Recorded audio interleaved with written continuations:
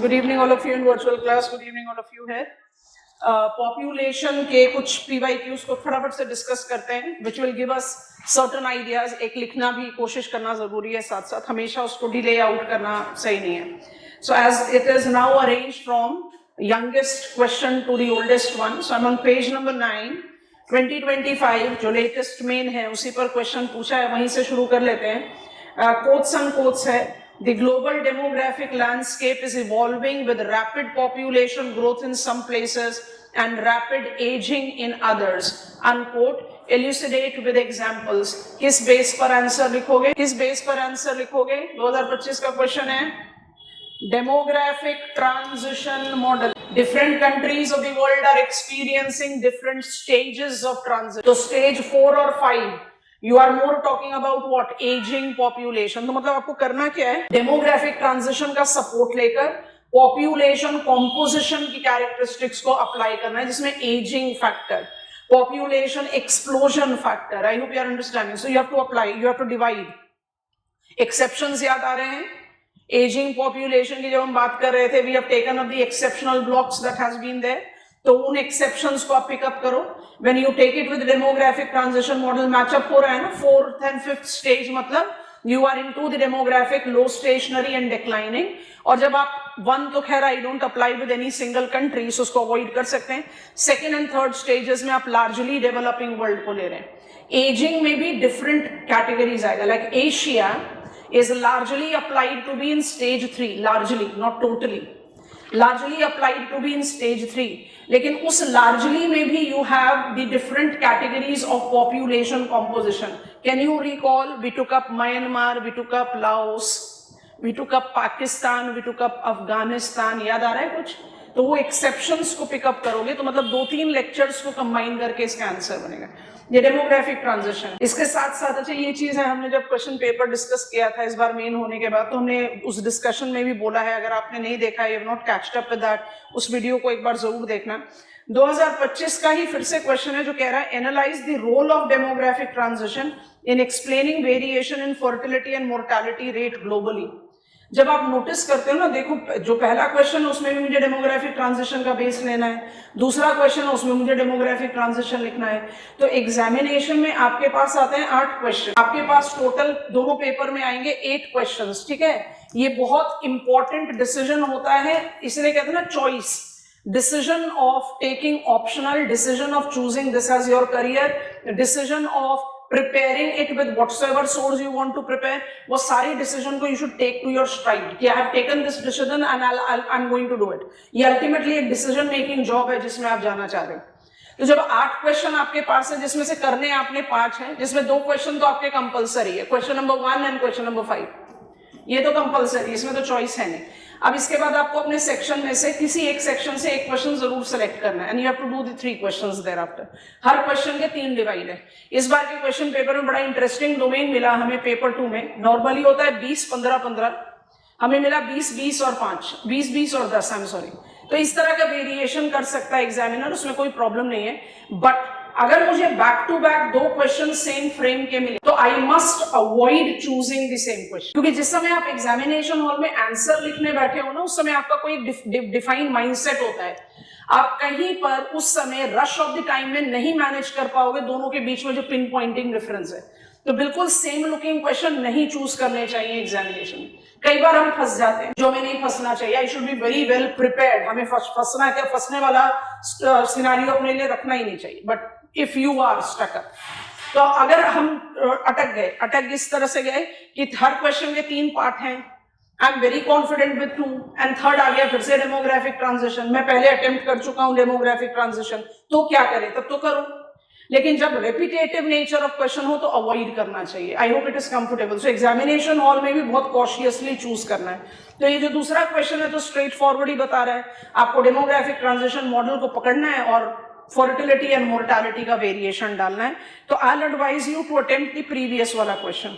Quotes and quotes वाला, global demographic landscape is evolving, ये वाला आपका पहला। थोड़ा सा जल्दी से टर्नओवर करेंगे तो आई गेट ऑन टू, हम इससे ज्यादा ओल्डर नहीं जा रहे हैं। पेज नंबर 11 में लास्ट क्वेश्चन दिखाई दे रहा है मुझे, कोट्स एंड कोट्स है, marks view on population is more humanistic comment. अब ह्यूमनिज्म तो ज्योग्राफिकल थॉट में पढ़ेंगे, but humanistic something which is oriented towards welfare. Do you agree to this? Marx's demographic ideas are more humanistic. Do you agree to this? Yes. How? Parity, inclusion, population growth का reason क्या है? Inequality, injustice. Yes or no? I am not even entitled to my legitimate wage. And that is the reason I am multiplying what I can multiply with a perception that it will result into me coming out of my hand to mouth living. कोशिश करो इस answer को लिखने की। ये 10 mark का question है 2015 का, ये आपका सेकंड क्वेश्चन है टू बी रिटन। अच्छा, बैक पेज पर जा रहे हैं, पेज नंबर 10 पर हैं हम। सेकंड लास्ट क्वेश्चन है, second last question 2020, compare and contrast Malthusian and neo-Malthusian perspectives in context of population growth, resource use and environmental impact. किसकी तरह लग रहा है ये स्टेटमेंट जो हमारे सामने है? कौन से स्कॉलर का लग रहा है ये statement? I am reading it again. Compare and contrast Malthusian and neo-Malthusian in context of population growth, resource use and environmental impact. Ehrlich, IPAT, compare and contrast करना है। माल्थूजियन में माल्थस आएंगे और एलरिच आएंगे, नियो माल्थूजियन में सिमोन आएंगे और बियॉन्ड लिमिट। यस और नो? ये है आपका थॉट प्रोसेस। सारी चीजें नहीं लिखनी है, लेकिन जो जो थियरीज अप्लाई होगी सब आएगी। न्यू माल्थूजियन क्यों है? लिमिट टू ग्रोथ कंसेप्ट को आप कहीं ना कहीं पेसिमिस्टिक अप्रोच लेते हैं, लेकिन बियॉन्ड लिमिट कहां पर है? बियॉन्ड लिमिट किसके बारे में बात कर रहा है? Marginal utility and marginal disutility. Marginal utility जहां पर घटते हुए मार्जिनल डिसयूटिलिटी के बराबर हो जाएगी, वो कौन सा लिमिट होगा? इकोनॉमिक लिमिट फर्स्ट, और उसके बाद अनइकोनॉमिक ग्रोथ होगा जिसमें marginal disutility will be greater than marginal utility. अगर स्टीप एनवायरमेंटल डिक्लाइन हुआ, डिवास्टेटिंग, तो कौन सा लिमिट डेवलप होगा? Ecological catastrophe limit, and eventually gradually it will lead to futility limit. ये दो कंसेप्ट के साथ आप आंसर लिखोगे। हमने आपको 3 क्वेश्चन दे दिए, अब आप खुद से देखेंगे, जल्दी से रीड आउट कर दे रहे हैं, जरूरत नहीं है। जो कल की क्लास में हमने पढ़ा था ना, उसको आप एसोसिएट, तीनों क्वेश्चन थियरी बेस्ड है, तो ये आप असाइनमेंट के लिए करेंगे। हम बिल्कुल नहीं कह रहे आप मुझे कल असाइनमेंट दो, और अपनी तरफ से बेस्ट जितना लिख सकते हो उतना लिख कर देना, ठीक है? अब जरा जल्दी से कुछ एक और क्वेश्चन पढ़ रहे हैं जो कल हमने क्लास में करा था उससे। 2024 का क्वेश्चन है, third question from the top on the same page, page number 10। Quotes and quotes है, इन डेवलप्ड कंट्रीज, कल हमने इस पर बड़ा स्ट्रॉन्ग एम्फेसिस दिया था, ध्यान से सुनेंगे। In developed countries migration rather than fertility will be the main driver of population dynamics over next few decades. Examine the statement. किस context में लिखोगे? याद आ रहा है? Aging population, याद आ गया? We have taken into account what? Migration. Population को balance करने के लिए immigration will take up the domain. And which countries we took into reference? Germany, Italy. Yes, Russia to follow. United States of America, Canada will be following. By 2100, aging will be the reason of their population decline and immigration will be somewhere generating population resilience. तो ये aged population के साथ related question है। Jump करो 2021 में आओ। पहला question है aging population, 2021 का पहला question. Aging population has adverse social economic consequences. Explain with example. Can you do that? सबसे पहले क्या करना पड़ेगा? World's population is aging, life expectancy at birth is increasing, and we are having by 2080, please recall, aged population representing more number than people, the children below 18 years of age. So I'm increasing the size of that cohort, age cohort. So I have to take social and economic consequences. Economic consequence क्या होगा? Dependent population है। Social consequence क्या होगा? Social acceptance चाहिए। Economic vulnerability को कम करना है। Come on, all the major pointers of geriatrics planning ऐसे। और आप देखोगे कि हमारे पास मैक्सिमम पिछले कुछ सालों में एज्ड पॉपुलेशन पे बड़े ज्यादा क्वेश्चन आए। पेज नंबर 11 पर पहुंचो। 2019 का क्वेश्चन पकड़ेंगे। 2019 में 4 क्वेश्चन आए हुए, चौथा क्वेश्चन हम रीड कर रहे हैं। Assess the challenges for the countries with the largest share of aged population। वही होगा ना सोशल इकोनॉमिक प्रॉब्लम। ये वैल्यू होता है PYQs को सॉल्व करने का, क्योंकि मान लो कि आपने 2019 का एक क्वेश्चन सॉल्व किया और आपने 2000 कब पूछा हुआ एज पॉपुलेशन का 2021, आप 2021 का मेन लिख रहे थे क्योंकि आपके पास एक रेडी आंसर था and it will directly strike, आपको ज्यादा सोचना नहीं पड़ेगा and you have managed it in the given time. तो PYQs बाय डिफॉल्ट आपको आपका कंटेंट रिवीजन तो देता है, it definitely gives you the practice of how to format the answer, किस तरह से उसको प्रेजेंट करें, कंटेंट फ्लो कैसे करें, और ये कहीं ना कहीं हिडन बेनिफिट देता है क्योंकि नेचर ऑफ क्वेश्चन का एक साइक्लिक रेपिटेशन मैक्सिमम टॉपिक्स में दिखाई। I have given you 3 assignment question, तीनों थ्योरी बेस्ड है, उसको आप लोग सब अटेम्प्ट करें। Okay, we are now beginning with size based population problem. कल आपको बता दिया था पॉपुलेशन प्रॉब्लम बोलिए या पॉपुलेशन चैलेंजेस बोलिए, डेमोग्राफिक भी टर्म अप्लाई कर सकते हो, demographic problem, demographic challenges, you can take it either ways. Size based, age based नहीं, साइज बेस्ड, जेंडर बेस्ड नहीं, size based. So be very clear, क्योंकि हमारे सिलेबस में सिर्फ लिखा है population problem. So I am talking about over population, characteristics जज कर लिया था, एंड अंडर पॉपुलेशन। अब we are proceeding beyond this, here we pause down yesterday. Over population को आप रिलेट करते हैं एंटीनेटलिज्म के साथ, और एंटीनेटलिज्म को आप chronologically cap, policy, voluntary approach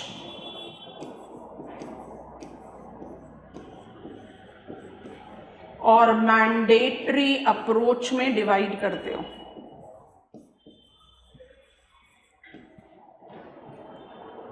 प्रोनेटलिज्म को भी आप इन्हीं कैटेगरीज में डिवाइड कर सकते हैं, बट सीक्वेंस थोड़ा सा उल्टा हो जाएगा।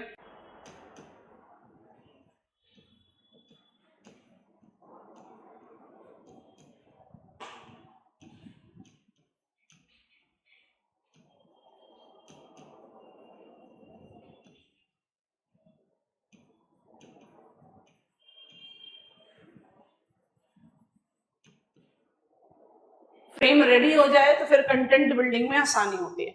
अब आप ध्यान से सुनेंगे और हम सारे पॉइंटर्स को लिखते जाएंगे, उसको आप कॉपी करते जाएंगे। What is overpopulation? It depicts itself in demand supply mismatch.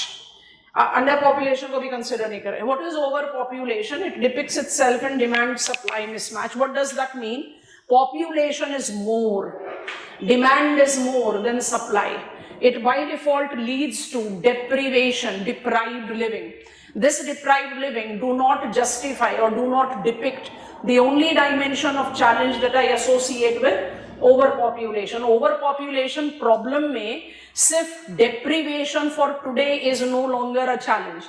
It is deprivation of available opportunities. It is the vicious cycle of multiplying deprivation that tends to create unrest and thus generates geopolitical vulnerability. ये geopolitical sensitivity is basically too fragile. It becomes too delicate thing for us to handle, and globally, largely with the developing country, we are having different magnitude, but we are having that level of vulnerability worldwide. Wherever I apply, population or opportunities are in the mismatch to each other. So यहाँ पर सिर्फ एक deprivation domain पर नहीं छोड़ना है, यहाँ पर अप्लाई करना है कि it is also deprivation of the growth possibilities in future. तो we started realizing, अब J curve को रिकॉल करेंगे, 1951 में ग्लोबल पॉपुलेशन का जूमिंग ग्रोथ शुरू हुआ। तो जूमिंग ग्रोथ का मतलब क्या है? Explosion marked up its beginning. Explosion transition of stage 2 and 3 में होता है, तो मतलब काफी लंबे समय तक हमारा पॉपुलेशन एक्सप्लोजन का फेज चला है ग्लोबल डेमोग्राफिक साइकिल। जब पॉपुलेशन जूमिंग ग्रोथ डेवलप करने लगा, it was the beginning and the beginning of population projection. So we started realizing as global community कि भाई global population जो है वो बड़ी तेजी से बढ़ रहा है, We need to do something to control that zooming population. Of course, 50s में ऐसा कोई gigantic population size नहीं था, but it was projected that in future it is going to create that kind of domain. So when I take reference of CAP को आप बड़े आसानी से late 1940s, early 1950s में associate कर सकते हैं. I'm writing purposefully 1950 क्योंकि 1951 में तो मुझे voluntary approach को शुरू करना पड़ेगा और मैंडेटरी अप्रोच को हमें 1980s में शुरू करना पड़ेगा एक जनरल क्रोनोलॉजी के लिए. ठीक है, शुरुआत हुई एंटीनेटलिज्म की एज कैप. अब इसको कंपेयर करना थोड़ा सा. जब पॉलिटिकल मैप ऑफ वर्ल्ड में नेशंस ज्यादा थे, स्टेट्स नहीं थे. Nation is more about feeling. I belong to this area is mine, where there is no defined boundary of that location. Every state do relate to nation, but every nation is not a state. Palestine, very good example. So state वो होता है defined political unit जिसकी boundary है. Nation is more about feeling, belongingness. We'll learn that in geopolitics. अच्छा, अभी के लिए क्या समझना है कि when political map of world, माने pre second world war, आराम से जज कर सकते हैं. Political map of world was majorly incorporating what? Nations. Because we were not having defined boundaries, we were largely the colonies of the colonial power. उस समय which type, pre-1945, पूरा open-ended, पूरी cultural history, which type of population policy, said, not said, formal, informal, it was informal, population policy was being followed by default. Pronatalism, जितना ज्यादा population रहेगा उतना ज्यादा आप अपने एरिया को fortify कर पाओगे. What typical animal instinct वाला logic, that I need to fortify my area क्योंकि वो तो demarcated है ही नहीं. I must restrict intrusion. तो प्रोनेटलिज्म तो इनफॉर्मली कल्चरल हिस्ट्री से चला रहा है. एंटीनेटलिज्म का ऑफिशियल बिगिनिंग मुझे 1950 से पहले नहीं दिखा. What is antinatalism? Antinatalism is population policy that is oriented towards controlling birth, increasing gap between successive birth, reducing size of the family. ये सारी चीजें एंटीनेटलिज्म में. It is basically oriented towards controlling the size of the population of a region, world. Antinatalism marked its official beginning after Second World War, and it marked up its beginning as CAP. CAP stands for K is knowledge, A is application, P is practice. थोड़ा ध्यान से समझेंगे, उसका हम pointers लिख देते हैं, आप उसको कॉपी डाउन कर लो. CAP was an immensely ambitious program, बहुत ambitious program था. 1950s में आपने इसको मोबिलाइज किया and let us try to apply projections of the population. क्या कह रहे हैं कि जो ये जे कर्व शुरू हुआ उस समय तो जे कर्व नहीं था, but population exponentially growing and all population projections were saying कि जो एशियन एंड अफ्रीकन कंट्रीज हैं, some of them new independent countries, some of them still colonial countries, colonies of the colonial power, they are going to have maximum growth of population projected. तो cap कैसे शुरू किया गया? Western world, and I want to purposefully use the term, the colonial powers, X or still existing, whatsoever was the scenario. Most of the colonial powers have proved their capacity, their potency, their capability of controlling population. कैसे control करा? उन्होंने कुछ ऐसे practices apply करे, उन्होंने कुछ ऐसे practices utilise करे जिससे उन्होंने अपने पॉपुलेशन को कंट्रोल किया. So they had knowledge. CAP incorporated the knowledge that was possessed by the developed region, industrial region, Western world, largely incorporating colonial powers. And what it oriented towards, applying those knowledge in the areas which are projected to be experiencing larger share of population growth. तो select कर लो कोई भी एक Asian या African country. हमने select कर लिया India.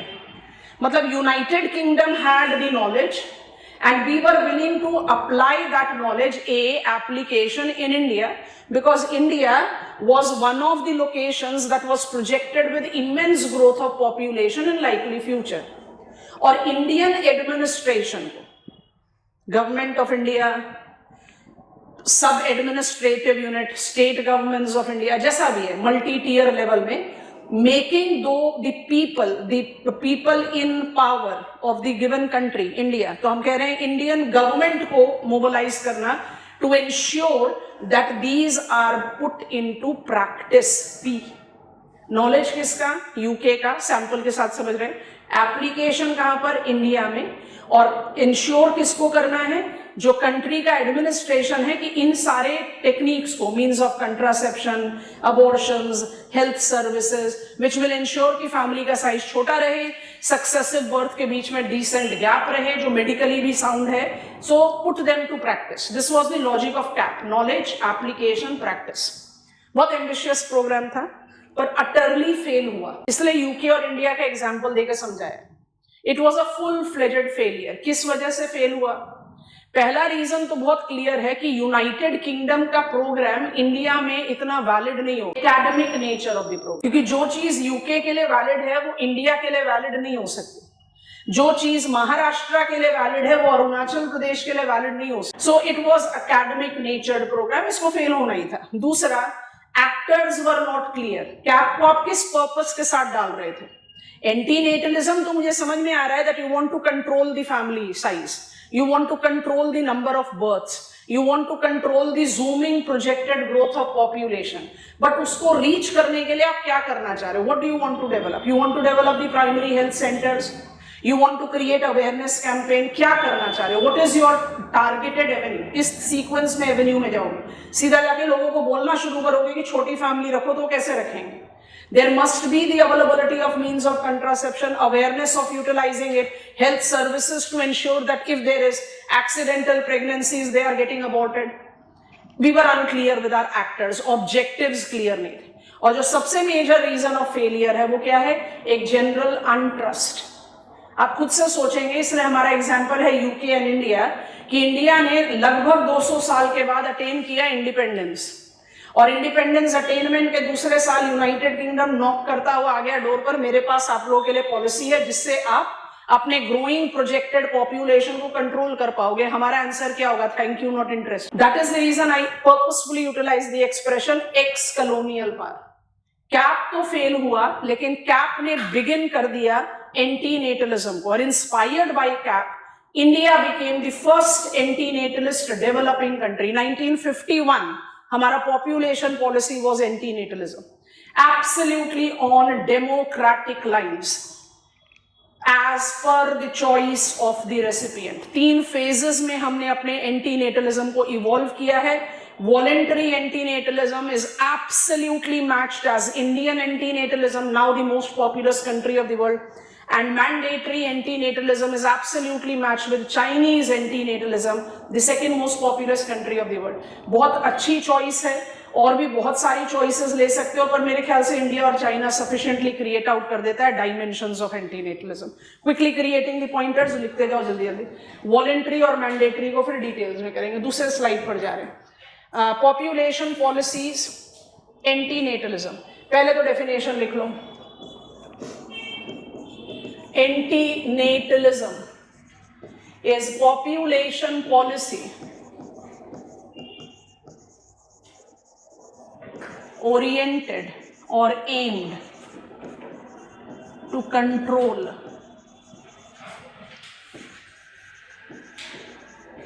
growth of population.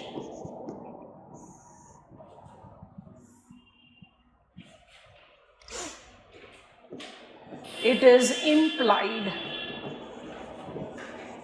as global population policy, क्योंकि ग्लोबल पॉपुलेशन प्रॉब्लम क्या है साइज में? एंटीनेटलिज्म है, ग्रोइंग पॉपुलेशन है ना, तो ग्लोबल पॉपुलेशन पॉलिसी का reference. How it marked up its beginning? It marked up its beginning as CAP, knowledge, application and practice. CAP.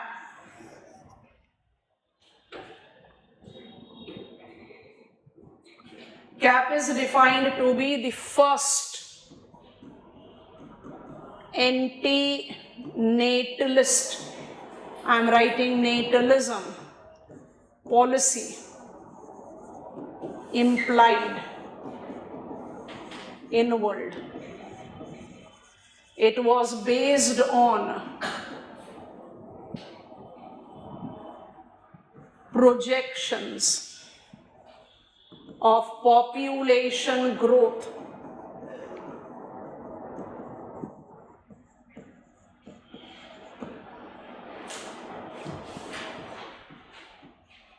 that was largely in new independent countries. ये term उस समय के लिए बहुत लॉजिकली एप्ट है. New independent cap failed. और जब भी आप इतना एक्सट्रीम ट्रीटमेंट देते हो किसी प्रोग्राम को, तो आपको अपने आप को पहले कन्विंस करना है, क्योंकि हम नॉर्मली इतनी जल्दी नहीं बोलते थे ना फेल्ड. हम कहते थे पार्शियली सक्सेसफुल, मार्जिनली सक्सेसफुल, क्योंकि बड़ा क्रूड लगता है कि हम सीधा बोल रहे हैं भाई फेल हो गए, तो प्रूव करना पड़ेगा. तो अपने आप को पहले कन्विंस कर लिया हमने, अब आप एग्जामिनर को आराम से कन्विंस कर सकते हो क्यों फेल हो गया. It failed because of 3 reasons. एक, academic nature of policy. Academic nature of policy का क्या मतलब होता है? प्रैक्टिकलिटी है ही नहीं उसमें. जो चीज आप अपने एयर कंडीशन ऑफिस में बैठ के प्लान करते हो, या जो चीज आप बस हवा में जिसको कहते हैं बात कर रहे हैं, उसकी प्रैक्टिकलिटी भी तो जज करनी पड़ेगी ना. उस प्रैक्टिकलिटी को हम जज नहीं कर पाए. सो it was highly academic in nature. दूसरा, एक्टर्स वर अनक्लियर. ये थोड़े से ऑफिशियल टर्म्स हैं, तो हम इंसिस्ट करेंगे कि आप इसको इसी तरह से लिखें. एक्टर्स बड़ा मुश्किल है याद रखना, मेरे ख्याल से नहीं है, तो आप इसको सप्लीमेंट कर सकते हो. Objectives were not clear. आप करना क्या चाह रहे थे कैप में? चलो ये तो समझ में आ गया कि वेस्टर्न वर्ल्ड का नॉलेज को आप न्यू इंडिपेंडेंट कंट्री में अप्लाई करके उनको कन्विंस करना चाहते थे कि प्रैक्टिस करो. पर वो प्रैक्टिस करके ऑब्जेक्टिव क्या ले, क्या ऑब्जेक्टिव के साथ काम करे, वो ऑब्जेक्टिव क्लियर नहीं था, वो एक्टर्स क्लियर नहीं थे. And final, which is most important, so star mark के साथ रखेंगे, general mistrust.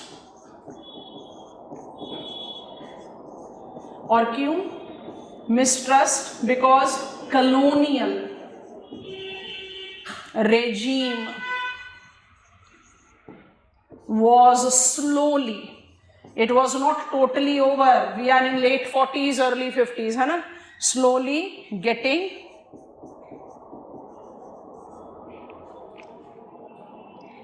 I'll not write getting, slowly terminating लिख देते हैं सीधे.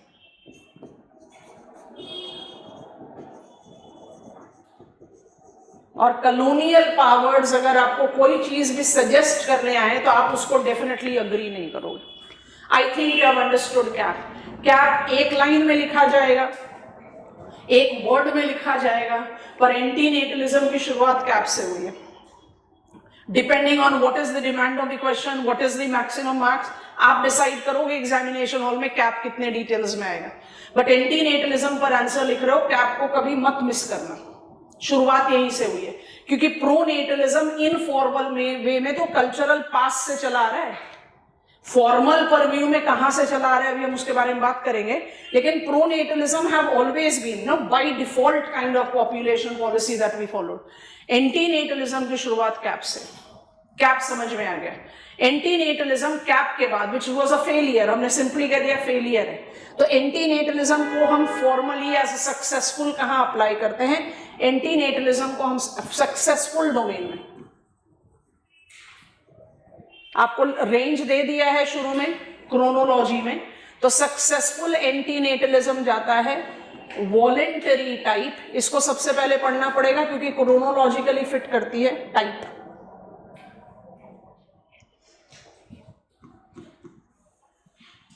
ब्रैकेट में इंडियन, हम एंटीनेटलिज्म के ही बारे में बात कर रहे हैं, so let me rewrite it here. पहले इंडियन एंटीनेटलिज्म को पिकअप कर लेंगे. कोशिश करेंगे कि जब पेपर 2 में आए तो दोबारा इसी चीज को रिपीट करने की जरूरत ना पड़े, तो यहां पर कंटेंट फिल कर लेते हैं. थोड़ी सी वैक्यूम्स रहेंगी टू अंडरस्टैंड, बट वो जैसे हम इंडियन पॉपुलेशन पढ़ेंगे आप बहुत आराम से फिट इन कर लोगे. तो उस समय हम इसको पूरी तरह से रिपीट नहीं करेंगे, बस आपको कहेंगे याद करो कि हमने 3 स्टेजेस में इसको पढ़ा था. ठीक है. And mandatory antinatalism. So mandatory type is Chinese. और इनसे बेटर एग्जाम्पल हो नहीं सकते. We are talking about most populous countries of the world. ठीक है. अब इसका फ्रेम तैयार करें. ज्यादा क्लियर फेजेस और ज्यादा इलैबोरेशन इंडिया टाइप में इसलिए ले रहे हैं क्योंकि पेपर 2 की भी रिक्वायरमेंट है। पेपर 1 में हो तो बहुत क्रिस्प कर दोगे उसको, पर पेपर 2 की भी रिक्वायरमेंट है तो थोड़ा सा इनलार्ज कर रहे हैं, अदरवाइज क्रिस्प ही रहेगा दोनों ही, ठीक है। तो हमारा antinatalism voluntary type as per the democratic lines of the country को हम 3 फेजेस में डिवाइड करते हैं। जो प्रिलिमिनरी फेज है उसको आप 1951 से 1975 तक डिमार्केट करते हो। जो इंटरमीडिएट फेज है उसको आप 1975 से 2000 तक डिमार्केट करते हो। कल भी हमने कहा था कंटेम्प्ररी बोलना, न्यू बोलना बड़ा ही अजीब लगता है, बट ये हमारा लास्ट पॉपुलेशन पॉलिसी है तो कंटेम्प्ररी ही बोलते हैं, वही लिख देते हैं। मॉडर्न लिख सकते हो, contemporary is year 2000 till date. Focus में तो बहुत आया था जब एनडीए 1 पावर में आई थी 2014 में कि पॉपुलेशन पर कुछ काम होगा, पॉपुलेशन पॉलिसी मोल्ड होगी, पर हुआ कुछ नहीं। हमें 2000 के बाद कोई पॉपुलेशन पॉलिसी मिली नहीं। इनके जो की पॉइंटर्स हैं वो फटाफट लिख दे रहे हैं, हमारे साथ कॉपी कर लो। नेक्स्ट स्लाइड में चाइना बना देंगे, कोई प्रॉब्लम नहीं है। अब इनके ना पॉइंटर्स को ध्यान से पकड़ेंगे and then I make you understand, it's easy going, ज्यादा मुश्किल नहीं। So we became the first developing country with explicit population policy। ये क्रेडिट तो हमें अपने आप को देना पड़ेगा। 51 में से हम बहुत क्रिटिकल होते हैं अपनी पॉलिसीज के लिए, पर इतनी क्रिटिकल होने की जरूरत नहीं है। फेज 1 कैसा फेज था? ये वॉलेंटरी था। वॉलेंटरी टर्म को बार बार इसलिए लिखेंगे क्योंकि it is on democratic line. Democratic lines का क्या मतलब होता है?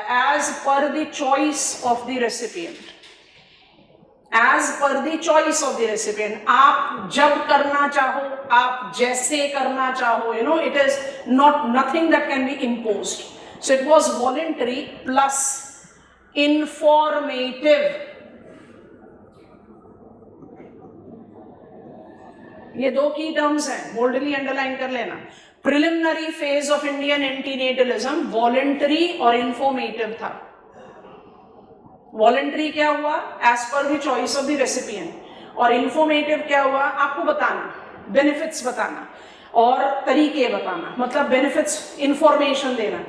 आज भी आप देखते हो we are officially eradicated of polio, पर आप सोच कर देखो कि उसके पीछे कितना एफर्ट्स गया।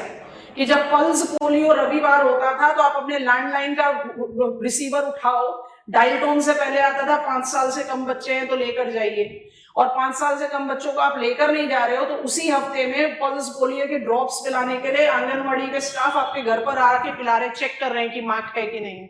It took a lot of efforts to do it. तो इंफॉर्मेटिव का क्या मतलब होता है? That we started creating awareness कि what are the ways you can control the size of the family, awareness part 1. दूसरा, what are the benefits of having smaller families, what are the benefits, medical benefits, economic benefits of having decent gap between 2 successive birth. तो एक general awareness create करना और absolutely on voluntary line। तो मेरा कोई specific target नहीं था in 1951। अब आप 1951 से 71 लेकर 20 साल को पकड़ो राउंड ऑफ करके। आप 20 साल तक इन्वेस्टेड रहे एंटीनेटलिज्म में। आपका preliminary phase of antinatalism was voluntary and informative. फिर भी आप 20 साल तक रहे as which type of population policy follower? Antinatalism. आपका फोकस क्या था? मुझे पॉपुलेशन को कंट्रोल करना है, आपका ये फोकस है। और आपने 1970s के डेकेड में क्या एक्सपीरियंस किया? Population explosion. 20 साल का एंटीनेटलिज्म और आउटकम क्या है? Population explosion. तो आप तो फटाफट बोलोगे first phase of antinatalism was a failure. तो यहां पर हम लिख रहे हैं डेमोक्रेटिक लाइंस, इंफॉर्मेटिव। बात समझ में आ गई? इंफॉर्मेटिव, नॉलेज देना, इंपार्टिंग द नॉलेज, यहां लिख दे रहे। Voluntary on democratic line and informative is imparting knowledge। दोनों ही चीजों की नॉलेज। कौन सी knowledge? Number 1, how to control population size, control family size, and दूसरा बेनिफिट्स ऑफ स्मॉल फैमिली या गैप बिटवीन सक्सेसिव बर्थ्स। ये पॉइंटर्स ना बेसिकली जितने क्रिस्प रहते हैं, आप एग्जामिनर को उतना कन्विंसिंग इम्प्रिंट देते हो that you are very clear with your thought process, और आप क्या चीज लिख रहे हैं it is coming up very smoothly. तो ये जरूरी है कि ये पॉइंटर्स हमारे दिमाग में क्लियर है। इतने डिटेल्स में सिर्फ इसलिए जा रहे हैं क्योंकि पेपर 2 में दोबारा रिपीट नहीं करेंगे, ठीक है। अच्छा, अब आया बहुत इंपॉर्टेंट स्टेप, सो ध्यान से देखना और समझना। 1970s India experienced population explosion. अब ये पॉपुलेशन एक्सप्लोजन के जो डेमोक्रेटिक डेटाज हैं वो हम लर्न करेंगे जैसे ही इंडिया पॉपुलेशन में पहुंचेंगे। अभी हम वहां जाना नहीं चाहते, पर हम आपको कई बार बोल चुके कि 70s के डिकेड का जो डेटा है वो 1981 के सेंसस में डिपिक्ट करेगा, और 1981 के सेंसस में ऑन रिकॉर्ड इंडिया का highest decadal growth rate of population record किया गया 24%। तो we experience population explosion. Population explosion justified कि preliminary phase that was voluntary and informative phase, and be very cautious of what I am writing, was statistically a failure। और क्या बोलोगे, 20 साल तक आप एंटीनेटलिज्म कर रहे हो और आउटकम क्या हुआ? Population explosion. तो आप क्या बोलोगे? We were a failure in phase 1, but total failure नहीं है, स्टैटिस्टिकल फेलियर है। अब सोचो क्यों ऐसा बोल रहे हैं, पहले बताओ यहां तक समझ में आ गया? Yes no class? अब 2 मिनट के लिए रुक जाओ। 1975 माने 70s जब पॉपुलेशन एक्सप्लोजन चल रहा है, डेटा ऑफिशियल तो 1981 सेंसस में आया। 1975 में इंडिया ने अपने पॉपुलेशन पॉलिसी को मोल्ड किया। हम सेकेंड फेज की शुरुआत पर आ गए, इंटरमीडिएट फेज। 75 में आपने इसको मोल्ड किया। मोल्डिंग में क्या क्या डाला ध्यान से देखेंगे। I just want to be very clear and depictive. अभी लिखना नहीं है, अभी ध्यान से सोचेंगे। 70 स्टैटिस्टिकल फेलियर भी एक्सप्लेन हो जाएगा साथ में। 75 I entered the intermediate phase of my antenatalism. It continued to be, I'm only writing V, voluntary. It continued to be I, informative, मतलब फेज 1 से आपने दोनों चीजों को कैरी फॉरवर्ड किया, but it added family welfare, अब bracket में लिखेंगे as family planning। अब 2 मिनट के लिए रुक रहे हैं, पहले इस चीज को कॉपी कर लो, उसका एकदम पेन ड्रॉप करके समझेंगे, उसके बाद आगे लिखेंगे। इंटरमीडिएट फेज में कौन से 3 एडजेक्टिव ऐड हो जाएंगे? Voluntary, informative and family welfare. Family welfare as family planning, ठीक हो गया? Family welfare as family planning. Now please pause down for while. हमने रियलाइज किया with more than 20 years invested as antinatalism, हम 1951 से antinatalism है, कि पेरेंट्स को when you apply it, as you will get into your family lives and you will be experiencing it even in these cities like Delhi, I have experienced it personally। आपके बच्चे जब तक 5 साल के नहीं हो जाते, आपको आपके गायनेकोलॉजिस्ट बहुत स्ट्रिक्ट एडवाइस देते हैं, don't go for any permanent contraceptive method for family planning because children mortality is still a big hurdle. Once that is crossed, then you can assure that your child is going to have healthy survival.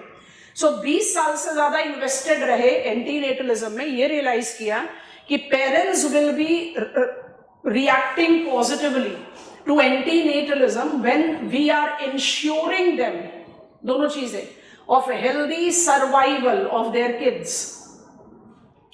आपको बात समझ में आ रही है? तो ये realisation ने क्या किया, इंटरमीडिएट फेज को बना दिया family welfare as family planning. पहली बात ये। दूसरी बात, सो वन इज रियलाइजेशन, अभी हम सारे पॉइंट्स लिख देंगे। 20 साल, मोर देन 20 years हम इन्वेस्टेड हैं, तो we were doing work, so we realised it, so this is realisation. दूसरा, 1950s से आप एंटी नेटलिस्ट हो, तो by default you have invested towards infrastructure for anti natalism, better road, better communication. आप सोचो, अभी हमने आपको पल्स पोलियो का एग्जाम्पल दिया, आपने कौन सा मीन्स इस्तेमाल नहीं करा? ट्रांसपोर्ट, हेल्थ सेंटर्स, कम्युनिकेशन, सबको करके अवेयरनेस करके ultimately we have won that battle. तो we in 1950s were not having that desired infrastructure. किस किस लेवल में काउंट करोगे infrastructure? Health centres, transport link, communication link, but we constructed it, we started investing to it. तो 20 साल के investment के बाद मेरे पास एक फिजिकल इंफ्रास्ट्रक्चर भी रेडी है, हेल्थ सेंटर्स का प्रेजेंस, मेडिकल स्टाफ का presence, I hope you are understanding, communication link, transportation link. So there were two things which worked here. Which were the two things? अब इसको यहां लिख दे रहे हैं, कंटेम्प्रेरी को थोड़ा सा स्लाइड नीचे करके बाद में लिख देंगे। Family planning as family welfare was based on realization and was based on built up infrastructure. अब ये इंफ्रास्ट्रक्चर सिर्फ मेडिकल इंफ्रास्ट्रक्चर नहीं कह रहे, प्राइमरी हेल्थ सेंटर नहीं कह रहे, ट्रांसपोर्ट भी, प्राइमरी हेल्थ सेंटर में पहुंचने के लिए रोड भी तो होनी चाहिए। So you have to have that infrastructure. So I had the realization कि parents will be responding to the contraceptive means, controlling population size. इसलिए जब उनको इंश्योरिटी दे दोगे कि the child will be healthy, having a healthy survival possibility, and that marked the realization, that marked the beginning of family welfare, marked the beginning of immunization. इंद्रधनुष चल रहा है ना अब, and vaccination, pre-post natal immunization, vaccination, that definitely was facilitated by built up of the infrastructure, awareness कि ये immunization, vaccination चाहिए, prenatal when you are in the womb of the mother, postnatal after the birth. Done. Quick reminder दे रहे हैं, pen drop करो और थोड़ा ध्यान से सोचना, इसलिए ईयर्स लिख दिया था ब्रैकेट में, because whenever I write here, I give you the reason for writing here. अब जरा ध्यान से सुनेंगे। When I talk about the phase number 2, which is voluntary, informative and family planning as family welfare, शुरुआत हुई है 1975 में। 5 साल 81, 6 years। पर हम 5 साल क्यों बोल रहे हैं भाई? डेटा कलेक्ट करने की शुरुआत भी तो कभी हुई होगी। 81 का सेंसस 81 में ही रिलीज नहीं होता, it comes out in 82 and etcetera. तो let's take, Was there a magic wand? कोई जादू की चड़ी घुमाई थी कि 75 में आपने पॉपुलेशन पॉलिसी को चेंज किया और 81 में आपने फर्टिलिटी को कंट्रोल करना शुरू कर दिया? ऐसा कोई जादू की छड़ी तो हो नहीं सकती। हुआ क्या था? फेज 1, जिसको आप स्टैटिस्टिकली फेलियर बोल रहे हो, it created the foundation. Which type of foundation? It created the foundation for realisation कि family planning has to be family welfare. Direct target करोगे तो डेमोक्रेटिक लाइन पर वो परफॉर्म नहीं करेगा, उल्टे हाथ से टारगेट करो, नाक को सीधा नहीं पकड़ो, घुमाकर पकड़ो।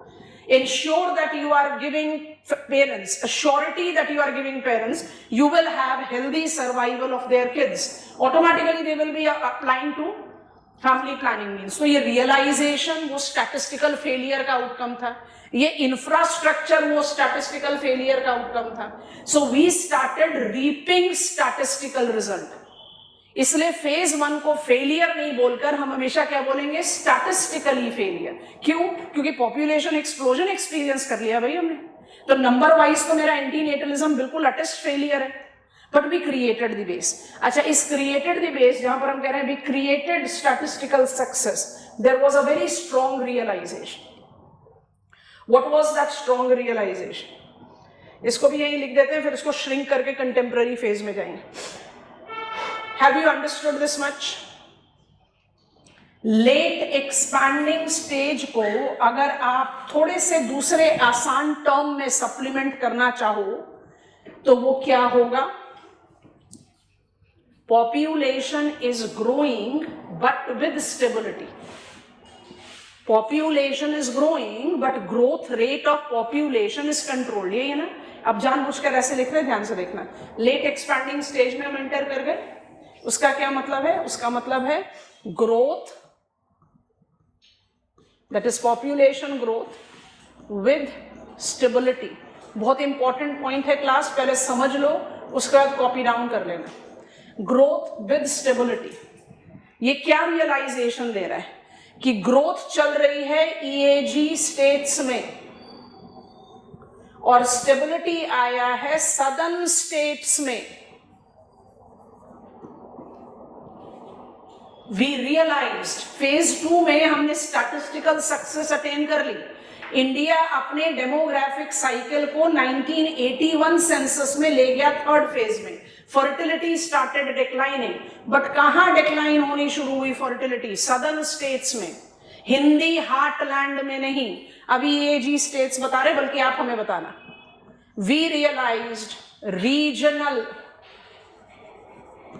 Inequalities, disparities, variation. हम सबके सर में दर्द हो रहा है तो हम सब सैरेडोन या डिस्प्रिन से ट्रीट नहीं हो पाएंगे। India is so diverse country कि सिर्फ एक होमोजेनस डोसेज लेकर चलने से एंटीनेटलिज्म काम नहीं करेगा। We realise that what worked for southern states failed to work for EAG states. क्यों? Multiple reason. Societal status of female, strong desire for human male child.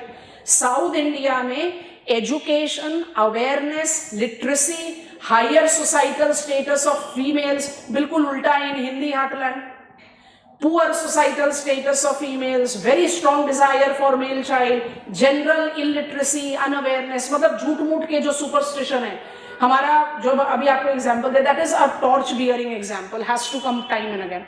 Pulse polio की सक्सेस में इस तरह के कितने टैबूज को हमें ओवरकम करना पड़ा कि नहीं देंगे ये पल्स पोलियो के drops because it is going to reduce fertility of our male child. माने बच्चा अपाहिज हो जाए वो सही है, बट फर्टिलिटी नहीं, मतलब जो एक मेडिकली भी प्रूवन फैक्ट नहीं है। तो इस तरह की unawareness, superstition, that is largely because of the prevailing illiteracy.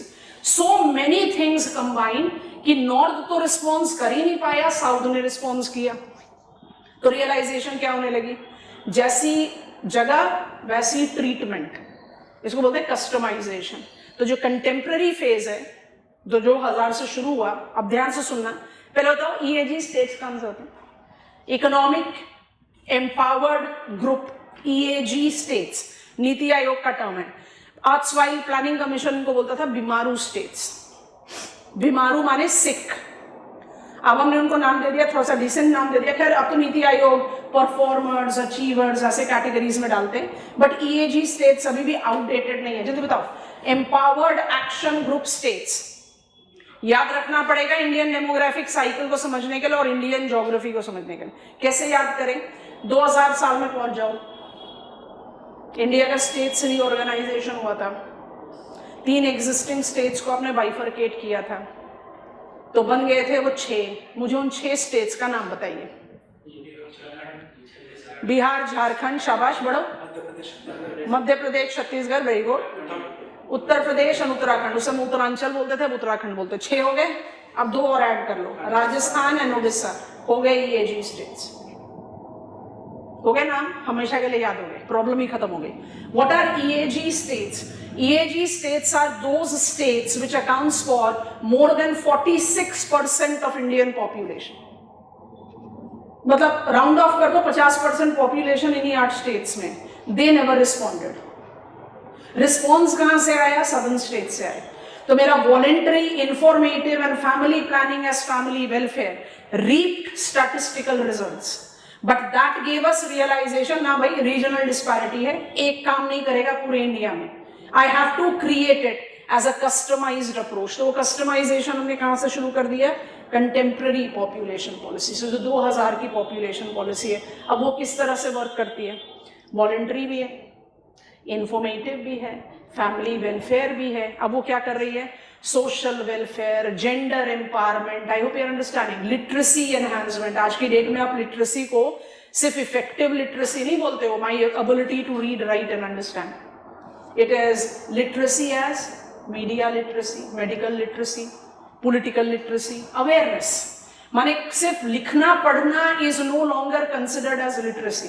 तभी हम कई बार बोलते हैं ना कि मान लीजिए कि हम डिग्री होल्डर हैं एग्रीकल्चर के, मान लीजिए हाइपोथेटिकली, मेरी नॉलेज जो है वो बुकिश है।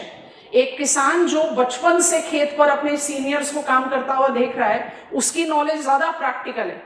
तो my literacy of agriculture in terms of degree is proven, but my degree, my literacy as practical knowledge will be less than what that individual is having, which do not have any proven literacy point. So literacy आज के term में बहुत broader perspective में इस्तेमाल की जाती है, तो हम उस perspective में रेफर कर रहे हैं। कंटेम्प्रेरी फेज को कैसे जस्टिफाई करेंगे? अब ये किस रियलाइजेशन पर बेस्ड है? वॉलंटरी काम कर रहा है, क्योंकि अब इंडिया के नॉट। अब इस फेज में हमेशा हमसे स्टूडेंट्स पूछते हैं इमरजेंसी टाइम में जो रिजिड मैंडेटरी अटेम्प्ट ऑफ एंटीनेटलिज्म किया गया था, क्या उसको ऐड करना चाहिए? बिल्कुल नहीं करना चाहिए। It was an egoistic attempt that was attempted by the people who are not even given power by the people of India. Just because they had their mother into the sitting power, they created that kind of scenario, and that led to, आज के कांग्रेस की बात नहीं कर रहे, that led to then Congress losing out on election. वो नहीं है इंडिया का फॉर्मल एंटीनेटलिज्म, तो उस चीज को आप बिल्कुल भी नहीं मार्क करेंगे यहाँ पर। कंटेम्प्रेरी फेज कौन कौन सी चीजों को कंटिन्यू कर रहा है? Contemporary phase continues to be voluntary, continues to be informative, continues to be family welfare, and is oriented towards gender empowerment, societal parity, increasing awareness, and I'll by default write in bracket literacy। आपको हम बता चुके हैं कि literacy को सिर्फ effective literacy में नहीं पिकअप करना है, इसलिए अवेयरनेस के साथ ब्रैकेट में लिटरेसी लिखा। समझ में आया? कब शुरू किया है पॉपुलेशन पॉलिसी? 2000। इंडिया ने फेज 3 में कब एंट्री मारी? लिखो लिखो, लिख कर बताओ।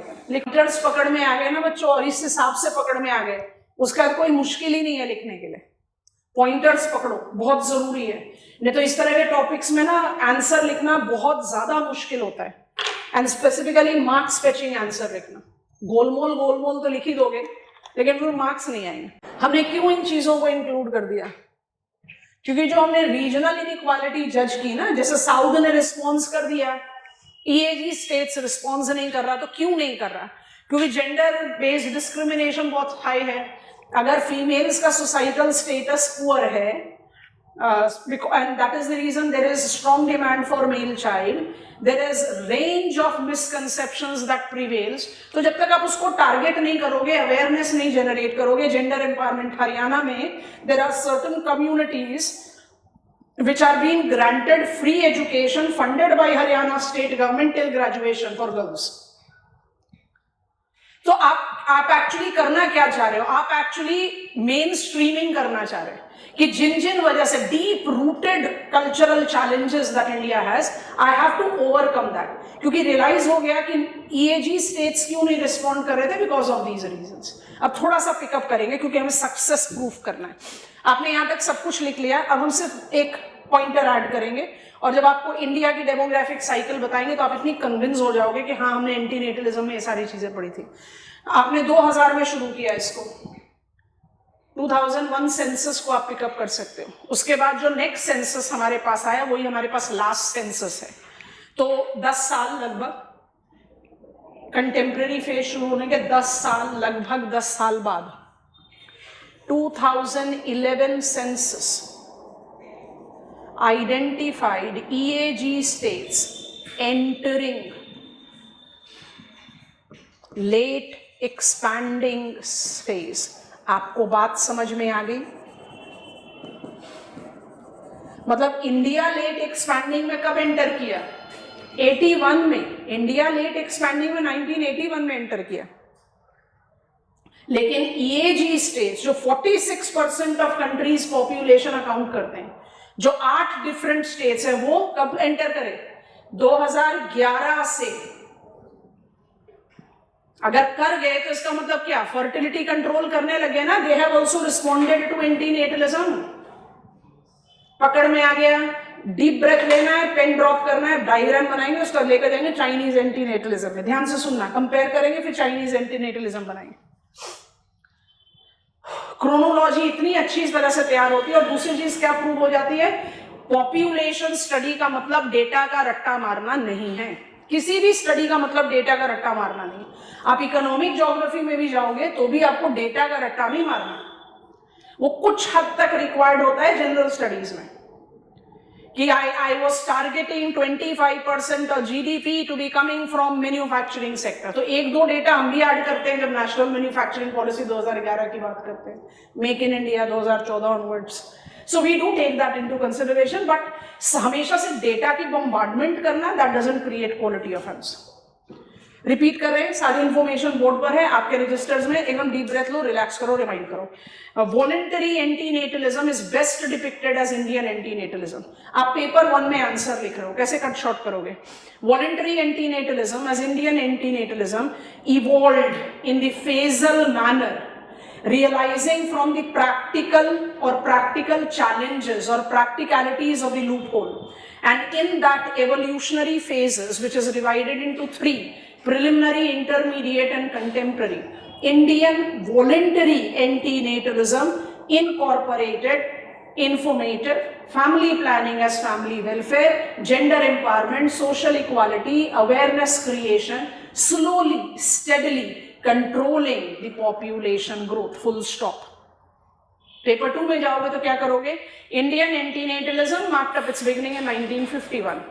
It has its development in 3 different phases. Phase 1 preliminary 1951 to 75.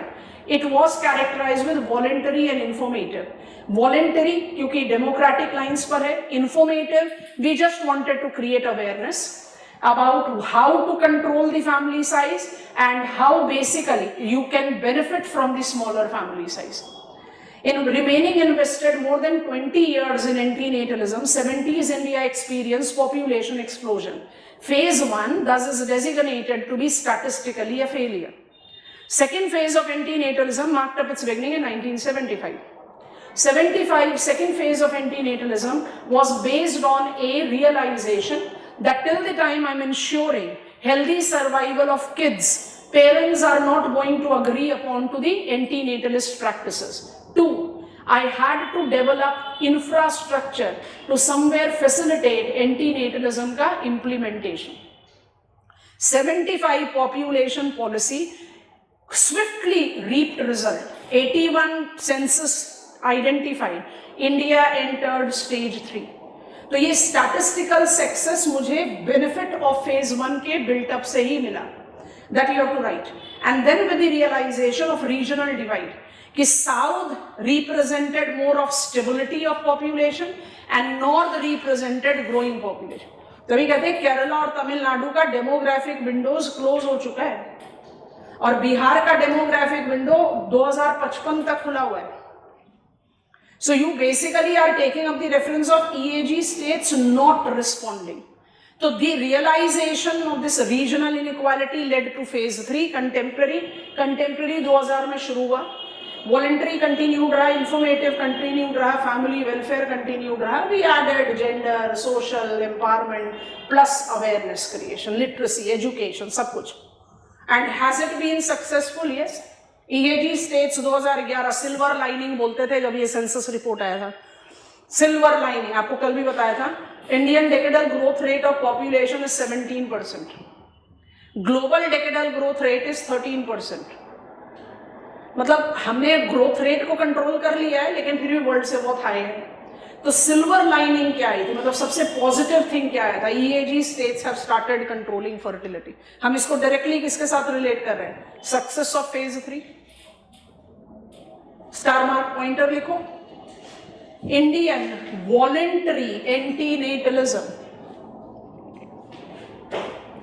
Indian voluntary एंटीनेटलिज्म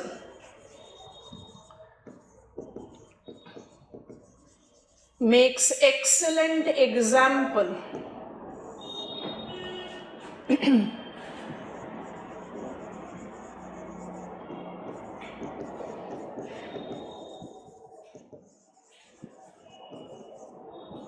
of slow but steady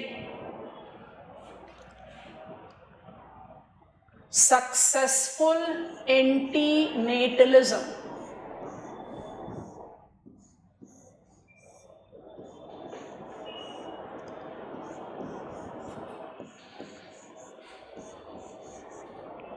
अब जैसे हम डायग्राम बना रहे हैं, हमारे साथ अब बनाओ, हम कुछ प्रूफ करना चाह रहे हैं.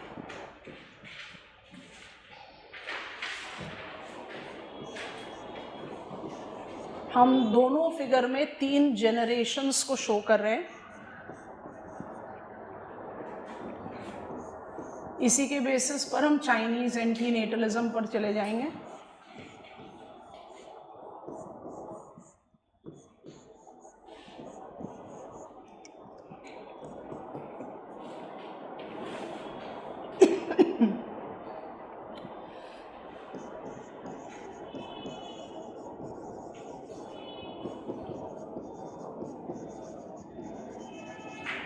So grandfather, grandmother, paternal, grandfather, grandmother, maternal. Diagram की सिंप्लिसिटी को रखने के लिए fathers from one family, mothers from one family.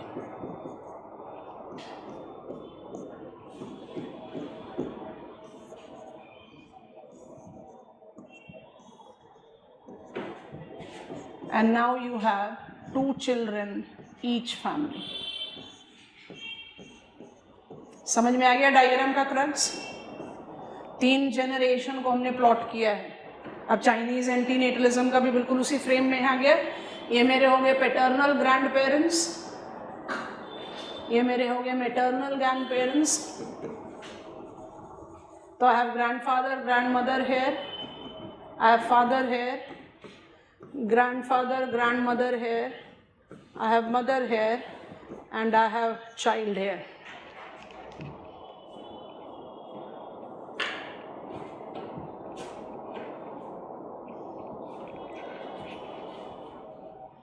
Your clarity of understanding is depicted when you try to create information with such type of diagrams.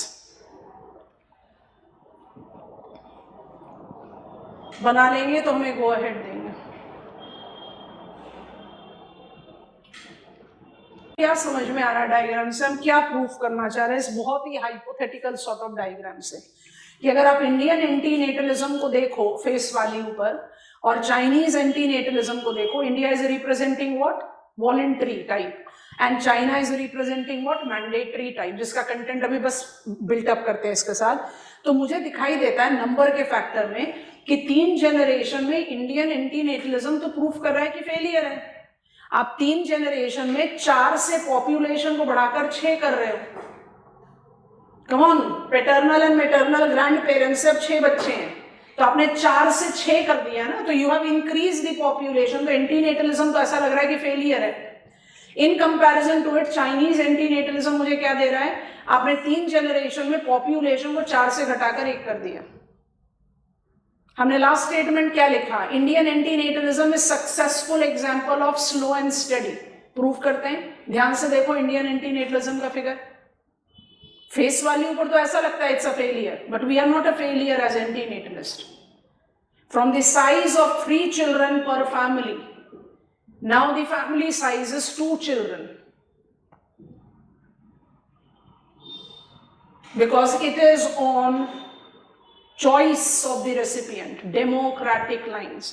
हमें ये चीज realise करनी पड़ेगी that India, the largest functioning democracy, India, the largest functioning democracy with extremely vibrant and diverse culture, cannot proceed the way Chinese antinatalism have been proceeded. क्योंकि यहाँ जो एक category के लिए काम करता है वो दूसरे के लिए करता ही नहीं है. We have realized it. South India responded, EAG never responded. अब वो रिस्पॉन्स कर रहे हैं, तो ऐसा तो नहीं है कि EAG states respond नहीं करना चाहते थे, बट ट्रीटमेंट अलग चाहिए था. I don't have that heterogeneity of culture in China, and China by default have got the possibility of imposing, implementing, creating it as mandatory, no choice to the recipient. India में ये नहीं हो सकता. उस point को अपने दिमाग में रखोगे तो you will see success here. उस पॉइंट को दिमाग में नहीं रखेंगे तो कहेंगे नहीं चाइना के मुकाबले तो इंडिया फेलियर है। नो, फेलियर नहीं है, स्लो एंड स्टडी है। और चाइनीज एंटीनेटलिज्म क्या है? Rigid, abrupt. और ये अब्रप्ट एंटीनेटलिज्म कब से शुरू हुआ? अब यहाँ पर पॉइंटर्स क्रिएट कर रहे हैं, ध्यान से देखेंगे, बिकॉज चाइनीज एंटीनेटलिज्म मेरे कहीं रिक्वायरमेंट में नहीं आएगी इसके बाद, तो we can keep it brief. Chinese antinatalism को आप एसोसिएट कर सकते हो 1980s से। 1980s में चाइनीज एंटीनेटलिज्म, फिर 2000 और फिर 2015 से मॉडिफिकेशन लेना शुरू किया, जो 24 में आके it was applied to universal. So ऐसे सोचते हैं।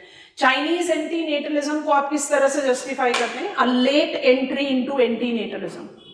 China became most populous country by mobilising pronatalism after attaining independence. हम इसके बारे में बात कर चुके हैं, दोबारा से बात करेंगे जब प्रोनेटलिज्म पर आएंगे।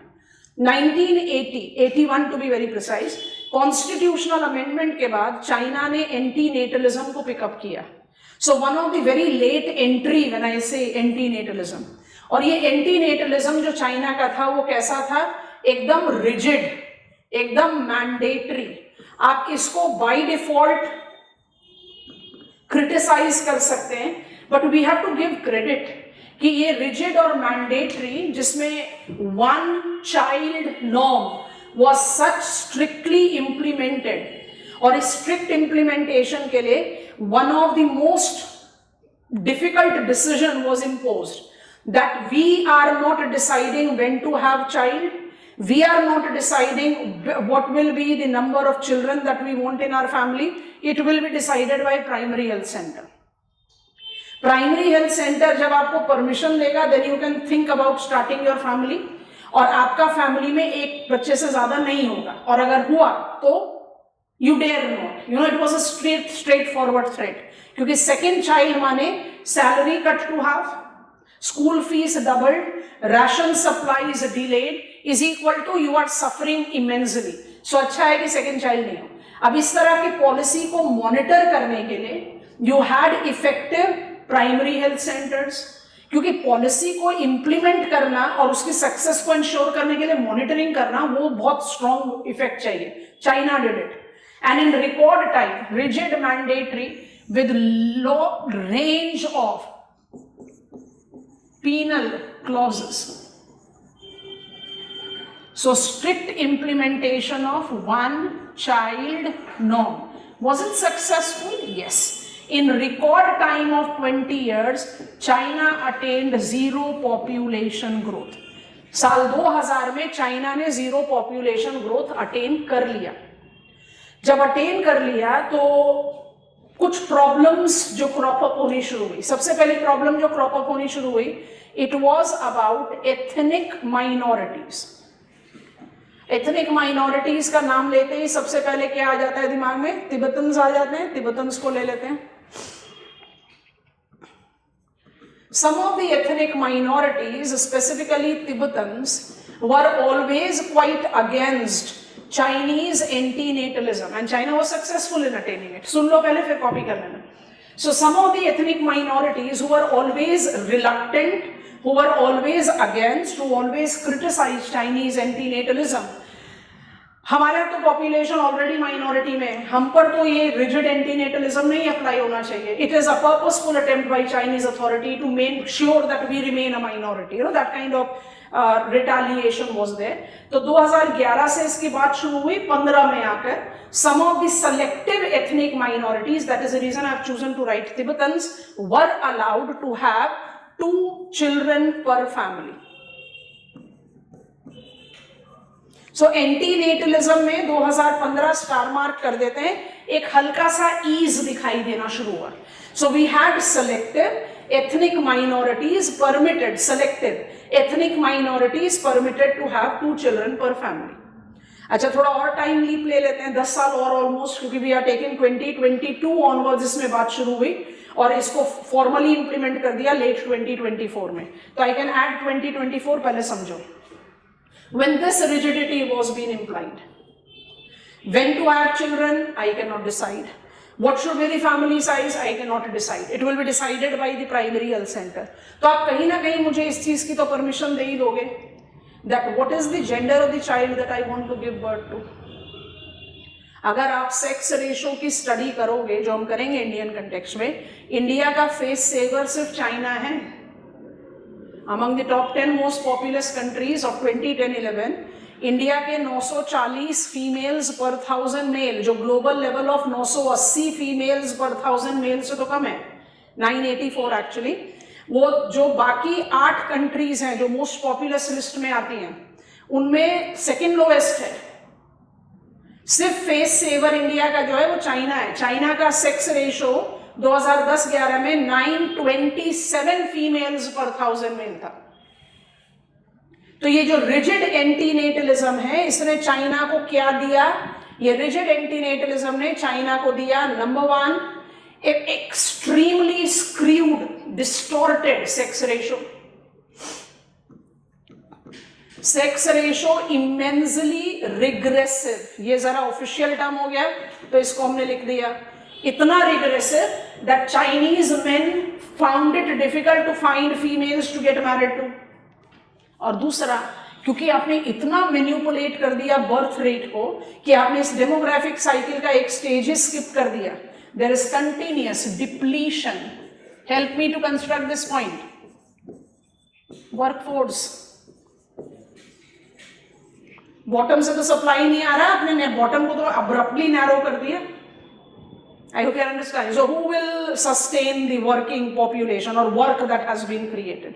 These were the realization कि 2022 में चाइना ने पहले इसको कंडीशनल किया और 2024 के एंड तक आते आते इसको यूनिवर्सल कर दिया. 2 children for every family is now allowed. Star mark. Easing antinatalism.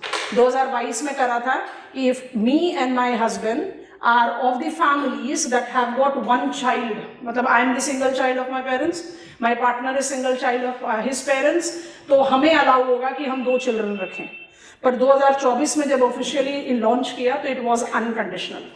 All Chinese population have the permission of having 2 children per family. We have to wait and watch what exactly is the result that comes in, but we are very positive क्योंकि China ने अभी तक जो चीज justify की, when it wished to be pro-natalist, most populous country बन गया. When it wished to be anti-natalist, 20 साल में 0 population growth attain कर लिया, तो it's likely that it can revive its population growth again. ये है Chinese anti-natalism, mandatory. जो 2 स्टार मार्क आए हैं वो ईजिंग आउट ऑफ रिजिडिटी के example. I think you have understood. Antinatalism चाहे वॉलंटरी रहा या मैंडेटरी रहा, दोनों ही फेज में वो सक्सेसफुल है. Population policy as antinatalism is a successful population policy. आप ना तो मैंडेटरी को फेलियर बोलोगे ना वॉलंटरी को. आप मेरे ख्याल से भी have understood it well. Length को रिस्ट्रिक्ट रखेंगे. मान लीजिए कि मेरे से क्वेश्चन ही कुछ ऐसा पूछ लिया, वॉलंटरी एंटीनेटलिज्म, तो आपको पता है कि इंडिया का एग्जांपल है, आप आराम से उसका कंटेंट डिटेल्स में बिल्डअप कर सकते हो. पेपर 2 में पूछेगा तो you have to write it in details. You will develop more clarity about those phases as I learn demographic cycle of India, but I have purposefully covered it here क्योंकि हम इसको दोबारा से टाइम इन्वेस्ट नहीं करेंगे. बहुत easy going topic है. It doesn't require that much of the time and energy again. यहाँ पर हो गया क्लैरिटी. अब हम जा रहे हैं बैक स्लाइड पर. अब हम किसके बारे में बात करेंगे? प्रोनेटलिज्म. प्रोनेटलिज्म क्या मतलब होता है? पॉपुलेशन साइज को अगर हम प्रॉब्लम कहते हैं तो पॉपुलेशन साइज में अंडर पॉपुलेशन का कौन सा पॉपुलेशन डायमेंशन होगा जिसमें आप प्रोनेटलिज्म डाल रहे हो? कल की क्लास खत्म करते समय बताया था अंडर पॉपुलेशन के 2 डायमेंशन है. जल्दी. I don't have human resource to mobilize other resources, जो कहा गया 4th वर्ल्ड कम्युनिटी में. और दूसरा है I am depleting the workforce और I am depleting the human resource base to sustain what I have developed. ये कहां का प्रॉब्लम है? यूरोप का. तो प्रोनेटलिज्म कहां जा रहा है? लार्जली यूरोप में. अब countries like Singapore, countries like South Korea जो बड़े लंबे समय तक एंटीनेटलिस्ट थे, countries like Japan, they are also slowly getting pronatalist, ठीक है। प्रोनेटलिज्म एसेंशियली किसके साथ जाता है? यूरोपियन कंट्रीज के साथ। प्रोनेटलिज्म का मतलब क्या है? Population policies that orients towards encouraging young and large families. आपको पहले ही बता दिया, ये लिख लेना चाहिए। Pronatalism have been applicable since cultural history. प्रोनेटलिज्म एक ऐसा पॉपुलेशन पॉलिसी है जिसको आप एकदम कल्चरल पास से नोटिस कर सकते हो। Of course in informal norms. Formally pronatalism मुझे कब से दिखता है? Formally मुझे pronatalism दिखता है 1960s से। अब जो जो पॉइंटर्स लिखते आ रहे हैं लिखते जाओ, फिर समझा देते हैं। सो प्रोनेटलिज्म का जो फॉर्मल बिगनिंग है, इनफॉर्मली तो कल्चरल हिस्ट्री एकदम oldest population policy, but formal मुझे मिल रहा है 1960s। हम बल्कि इसके सामने लिख देते हैं ताकि रेपिटेशन में हम रेपिटेशन से बचें। आपने भी 3 कॉलम बना रखे हैं, उसी के साथ लिख लो। शुरुआत हुई 1960 से, जब ये था मैंडेटरी अप्रोच में। बाय बिगनिंग ऑफ 10 साल के अंदर अंदर बाय 1970s ये हो गया वॉलेंटरी, एंड 1980s ये हो गया अपीजिंग। जो मैंडेटरी अप्रोच है उसमें डिक्लेरेशन of abortions illegal, जो voluntary हुआ that was due to retaliation and absence of desired results.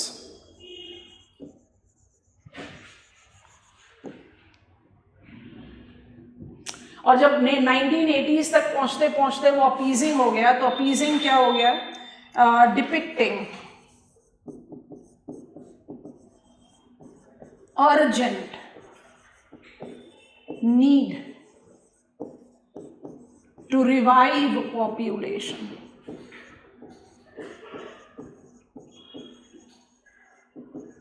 तो इसमें बड़े सारे क्लॉजेस और बड़े इंटरेस्टिंग क्लॉजेस हैं जो अप्लाइड हैं। तो अपीजिंग इसलिए बोलते हैं कि भाई ये कर दो आपको ये मिलेगा, ये कर दो आपको ये मिलेगा, you know something of that sort. Appeasing, आपको गिफ्ट का लालच देना। तो appeasing is flexible working hours. आज बहुत कॉमन लगता है, specially thanks to Covid, but 1980s में it was very unreal. Work from home, it was unreal. सोचो उस समय टेलीकम्युनिकेशन डेवलपमेंट इतना स्ट्रांग नहीं था। आज तो बड़ा ही कॉमन लगता है वर्क फ्रॉम होम, कितना मुश्किल काम। So work from home,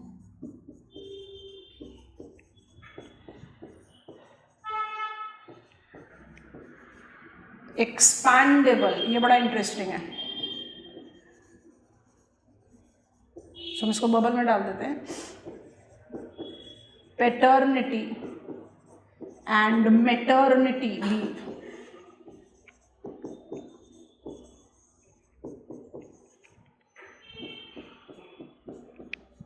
to generate compatibility between personal को आप सब्सटीट्यूट कर सकते हो family, and professional commitments. Come on, हमने पढ़ा हुआ है economic development is best contraception. अब जो हमारी जेन जी हैं, जो आप लोग हैं, जब आप लोग ग्रेजुअली चलते जा रहे हो towards your family life beginning age, Indian urban society में भी बड़ा इंटरेस्टिंग कल्चर इवॉल्व हो रहा है जो सोशियोलॉजिस्ट ज्यादा एक्सप्लोर करते हैं, हम जोग्राफर्स तो कम करते हैं। Double income, no children, because children comes up with what? Responsibility. अब एग्जाम्पल्स के साथ ये पॉइंटर समझा देंगे, थोड़ा ध्यान से सुन लेंगे हम। 1950s से ही पॉपुलेशन प्रोजेक्शंस, पॉपुलेशन डेटा थोड़े फॉर्मल हुए, और 1950s से ही हमने पॉपुलेशन बूमिंग एक्सपीरियंस किया। तो जो सबसे पहला पॉपुलेशन प्रोजेक्शन आना शुरू हुआ, नहीं लिखा? पहले लिख लो, चलो लिख लो, फिर हम बता रहे हैं। मुझे को ऐड दे देना लिखने के बाद। अब सुनो, पेन ड्रॉप करके सब लोग सुनेंगे, पॉइंटर्स आपके सामने, ध्यान से उसको इम्बाइब कर लो भाई, अल्टीमेटली हम क्या चीज क्रिएट कर रहे हैं, आप आराम से उसके बारे में कंटेंट डेवलप कर पाओगे। तो 1950s से मोर और लेस हमने ग्लोबल डेमोग्राफिक डेटा का प्रोजेक्शंस, एनालिसिस, कलेक्शन शुरू किया, और उसी समय से प्रोजेक्शन शुरू हुआ जब हमने प्रोजेक्ट किया कि भाई न्यू इंडिपेंडेंट कंट्रीज में सबसे ज्यादा पॉपुलेशन एक्सप्लोजन होने की चांसेस है। वहीं से शुरुआत हुई कि European countries are looming large with depopulation threat, कि लाइकली फ्यूचर में यूरोप वैनिश कर जाएगा, डीपॉपुलेशन। तो ये पहला प्रोजेक्शन आया है टुवर्ड्स लेट 50s आया, तो there was a sort of urgency, कुछ एक ऐसा फील होने लगा कि अच्छा डीपॉपुलेशन हो जाएगा, कुछ करना चाहिए। सो एकदम एक साथ नहीं, but in the decade of 60s most of the European countries, based on the projection, most of them based on the first projection कि यूरोप depopulation के थ्रेट पर सिट कर रहा है, they mobilized pronatalism officially। प्रोनेटलिज्म को 1960s के दौर में मैंडेटरी रखा गया। क्यों रखा गया? क्योंकि we were actually shocked with the projection कि आगे आने वाले कुछ डेकेड्स में हम डीपॉपुलेटेड हो जाएंगे, so we wanted somehow to revive the population growth. तो जो first phase of pronatalism mobilize हुआ 1960s में, throughout this decade different European countries in different time of this decade they mobilized on pronatalism। सब में commonly क्या रखा गया? Abortion को इलीगल डिक्लेयर कर दिया गया। बेसिक पर्पस ये था कि किसी भी तरह से फर्टिलिटी एनहांस हो। रिजल्ट क्या हुआ? Grass root retaliation. मेरा रिप्रोडक्टिव हेल्थ मेरी चॉइस होनी चाहिए, आप इंपोज नहीं कर सकते। If I don't want the pregnancy I should have the right to abort it. तो रिटेलिएशन बहुत स्ट्रांग है, और रिजल्ट क्या आ रहा है? कुछ नहीं, कहीं से कोई पॉपुलेशन ग्रोथ हो ही नहीं रहा। None of the country registered the growth of population. So इस वजह से बाय 1970s आते आते most of the European countries started aborting mandatory clause, और उन्होंने voluntary clause, for the sake of the country you must think about young and large family, cultural preservation. अगर depopulation हो जाएगा तो हमारा vibrant historical cultural legacy will be lost, every other thing that's all. So mandatory को आपने voluntary में convert किया। Voluntary में कन्वर्ट करके आपने कोशिश की that we are giving you the freedom but you should somewhere participate in reviving the population। जब आप इस रिटेलिएशन के बाद ये कन्वर्जन देखते हो टू वॉलेंट्री, मेरे पास कोई रिजल्ट फिर भी नहीं आ रहा है। पॉपुलेशन प्रोजेक्शंस बताता जा रहा है, और हमने 2-3 बार ये स्टेटमेंट क्लास में रिपीट किया है, Europe is still vanishing, Europe is still vanishing. तो अब तो 1960s में मैंडेटरी में कोई रिजल्ट नहीं लेकर आ पाए, 70s में वॉलेंट्री में कोई नहीं लेकर आ पाए, तो एक कहीं पर अर्जेंसी आनी शुरू हुई 1980s तक कि ये तो डीपॉपुलेशन बड़ा स्ट्रांगली होगा, क्योंकि अभी एज पॉपुलेशन बढ़ता जा रहा है। तो इवेंचुअली क्या होगा? Mortality will surpass fertility. तो depopulation threat were very strong. तो there was the clause of appeasement that started evolving. बहुत अच्छा एग्जांपल होगा जब आप डेमोग्राफिक ट्रांजिशन मॉडल के कॉजेटिव कंपोनेंट को लिखोगे। जब आपने लिखा था that biologically we are same everywhere but culturally we are different, यहां पर आप कन्विंस ही नहीं कर पा रहे हो। And the population policy of the present purview, most of the European countries have it, Russia have mobilized it, South Korea, Japan, Singapore are also in the line of mobilizing it। ये करना क्या चाह रहे हैं? They are just trying to generate out compatibility between family and professional responsibility। कि आपका professional compulsion है, इसलिए आप अपनी family नहीं plan करना चाहते हो, let that not be the problem। You give birth and we are taking care of it। Work from home, flexible working hours, expendable French population policy में with every successive birth your entitlement to full salaried maternity leave gets on multiplying. जो lengthiest length है maternity leave का with salary 3 साल का है।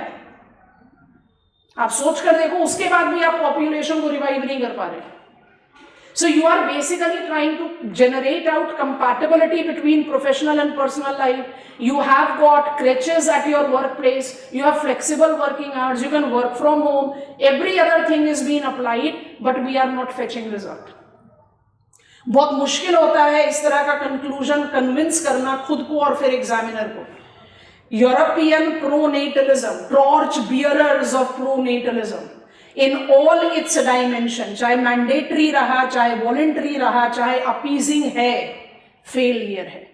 And it is proven with the fact that Europe is actually vanishing. अगर Europe would not have been vanishing now, UNFPA का data table कहता है ना यूरोप में पॉपुलेशन ग्रोथ रिवाइव हो गई, तो हम कहते हैं ना कि सक्सेस है. Europe is vanishing and is vanishing very fast. इसका मतलब प्रोनेटलिज्म अटेस्ट ऑर्डर ऑफ फेलियर है. समझ में आ गया? एंटीनेटलिज्म चाहे वह मैंडेटरी है चाहे वॉलेंट्री है, दोनों सक्सेसफुल है. प्रोनेटलिज्म इज अ फेलियर. कौन सा प्रोनेटलिज्म है जिसको आप सक्सेसफुल बोल सकते हैं? प्रोनेटलिज्म स्टार मार्क स्टेटमेंट लिख लेना जहां पर भी आपने लिखना कंक्लूड किया है. सो प्रोनेटलिज्म, मॉडर्न प्रोनेटलिज्म जो कल्चरल हिस्ट्री में है उसको हम नहीं बात कर रहे. स्टार मार्क स्टेटमेंट लिखोगे. प्रोनेटलिज्म in all its forms have failed to yield desired results. अब जो इंफॉर्मेशन लिखोगे उसको बॉक्स में लिख लेना, क्योंकि ये एग्जिस्ट नहीं करता, करता था, वंस अपॉन अ टाइम करता था. तो बस आपकी इंफॉर्मेशन के लिए, अगर आपको लगा कि आपके कंटेंट बिल्डिंग में जरूरत है तो लिख सकते हो. माओइस्ट ब्रैकेट में लिखना, चाइनीज, वैसे नाम ही बता रहा है चाइनीज है. प्रोनेटलिज्म is only modern successful example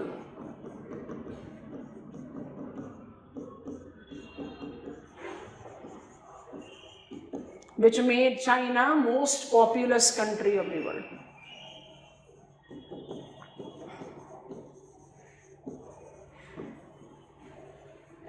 अगर सक्सेसफुल नहीं होता तो चाइना मोस्ट पॉपुलस कंट्री थोड़ी ना बनती. पर माओइस्ट पॉपुलेशन पॉलिसी नाम की कोई पॉपुलेशन पॉलिसी आज एग्जिस्ट नहीं करती है. पर मॉडर्न टाइम्स में अगर कोई प्रोनेटलिज्म मुझे बताना है कि सक्सेसफुल है तो माओइस्ट ही. फेलियर समझ में आ गया? We are learning population of world and in our sequence of learning we have slowly steadily reached to one more category of concept. उसको भी ऐड कर लेते हैं और फिर जाते हैं लास्ट डेमोग्राफिक वेरिएबल पर जिसका नाम है माइग्रेशन. हम बात कर रहे हैं, अब लिखोगे तो ऐसे ही जैसे सिलेबस में लिखा है, concepts of over under and optimum population. ठीक है, concept what is over and under population, problem वो हम पढ़ते. तो हेडिंग बना लीजिए, पढ़ना ऑप्टिमम पॉपुलेशन थियरी है, उसके साथ साथ आराम से आपको ओवर अंडर कवर अप हो जाएगा. So I am taking concept of optimum population. अब इसमें ओवर एंड अंडर कैसे ऐड करेंगे वो धीरे धीरे आपको समझ में आ जाए. Concept of optimum population. Optimum क्या डिक्शनरी मीनिंग हो सकता है टर्म का? Optimum, something that you can look upon, something which is very balance, something that can be taken up as perfect. Optimum है परफेक्ट. बट आप खुद से सोचो कि ऑप्टिमम पॉपुलेशन जैसी चीज कैसे होगी? किस लेवल ऑफ पॉपुलेशन को आप कह सकते हो कि ऑप्टिमम है? बेसिकली ये थोड़ा सा इकोनॉमिक ओरिएंटेड कंसेप्ट है जिसमें welfare approach, maximum return to labour जैसे पॉइंटर्स को इंक्लूड किया गया है. तो हम जरा कंसेप्ट को बिल्टअप करते हैं. कंसेप्ट को बिल्टअप करके एनालाइज करते हैं, वहां पर अंडर एंड ओवर पॉपुलेशन भी जस्टिफाइड होगा. ठीक है, it's more of economist work जिसको एडवर्ड ए एकरमैन, बहुत इंपॉर्टेंट नाम है हमारे geographical thought, we are inching closer to start with geographical thought में आएंगे, as one of the very prominent scholars has given it what is called geographical age. पर ये concept अपने आप में थोड़ा सा इकोनॉमिक्स ओरिएंटेड है. It can be implied with our economic geography और इवन वेलफेयर ज्योग्राफी. ठीक है, तो ऑप्टिमम पॉपुलेशन को लेकर अपनी study, concept of optimum population. ठीक, so quick pointers we are creating. This concept is credited to economists and welfare geographers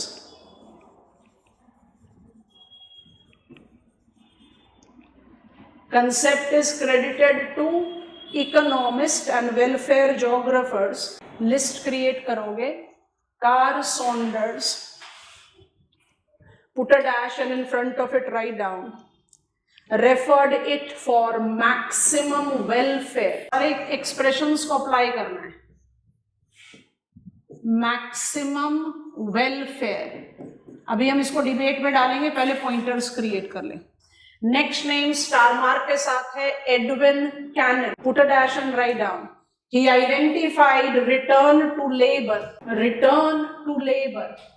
What is optimum? Maximum return to labor. Knowledge and circumstances are same. And finally, the scholar is Bonding, who refers optimum as maximum living standards attained. अब आप खुद थोड़ी देर के लिए इन expressions को पढ़ो. क्या इनको आप क्वांटिफाई कर सकते हो? Can you quantify them? What is maximum welfare? कितने कपड़े प्रोवाइड कर दो पर वीक या पर मंथ या पर ईयर, इतना फूड सप्लाई कर दो, इतना एजुकेशन दे दो तो वेलफेयर हो जाएगा मैक्सिमम. क्या you can quantify? No. Welfare is something which is a very dynamic concept. Welfare is also very subjective. I can not apply it with anything that is quantification. इस level पे पहुंच गए, maximum welfare हो गया. अच्छा, उसी पे jump कर जाओ थर्ड पे. It is saying maximum living standard. अब मैक्सिमम लिविंग स्टैंडर्ड का क्या मतलब है? What I perceive as a living standard may be too poor for you. आपका लिविंग स्टैंडर्ड का कंसिडरेशन थोड़ा हाइयर, एलीट, मोर एक्सपेंसिव, वो हमारा बेसिक है. So it is again a very vague concept, very relative, very subjective. कहां पर उसका demarcation रखोगे? एक एडविन कैनन का कुछ समझ में आता है, maximum return to the labour. Maximum return to the labour कैसे जस्टिफाई कर सकता है? वेज या share of the profit. If I believe कि आप और हम लेबर हैं, working in any different profession, we are working population, हमारी नॉलेज और सर्कमस्टांसेस सेम है, तो what is the maximum return that we are getting? तो इसको कुछ हद तक आप क्वांटिफाई कर सकते हो. बट मैक्सिमम वेलफेयर और मैक्सिमम स्टैंडर्ड ऑफ लिविंग बड़ा मुश्किल है क्वांटिफाई करना. समझ में आ गया? लेकिन फिर भी रिलेशन ढूंढो. अगर मैक्सिमम रिटर्न टू लेबर मिलेगा तो लिविंग स्टैंडर्ड बेटर होगा. लिविंग स्टैंडर्ड बेटर होगा तो definitely quality of life improve होगी, तो वेलफेयर भी आएगा. तो ऐसा नहीं है कि आप इनको रिलेट आउट नहीं कर सकते. समझ में आ गया? नेक्स्ट पॉइंटर लिखेंगे. तीन अलग अलग कैटेगरीज ऑफ द स्कॉलर्स जिनको हम कंसिडर करते हैं. जो डायग्राम खोलेंगे उस डायग्राम को देखकर बताना कि आपको कौन सा स्कॉलर के साथ ज्यादा कंपैटिबिलिटी लिखता है. Next pointer, credited to economist and welfare geographers. We have written the list. अब बनाओ point number 2. This concept interesting है. This concept is based on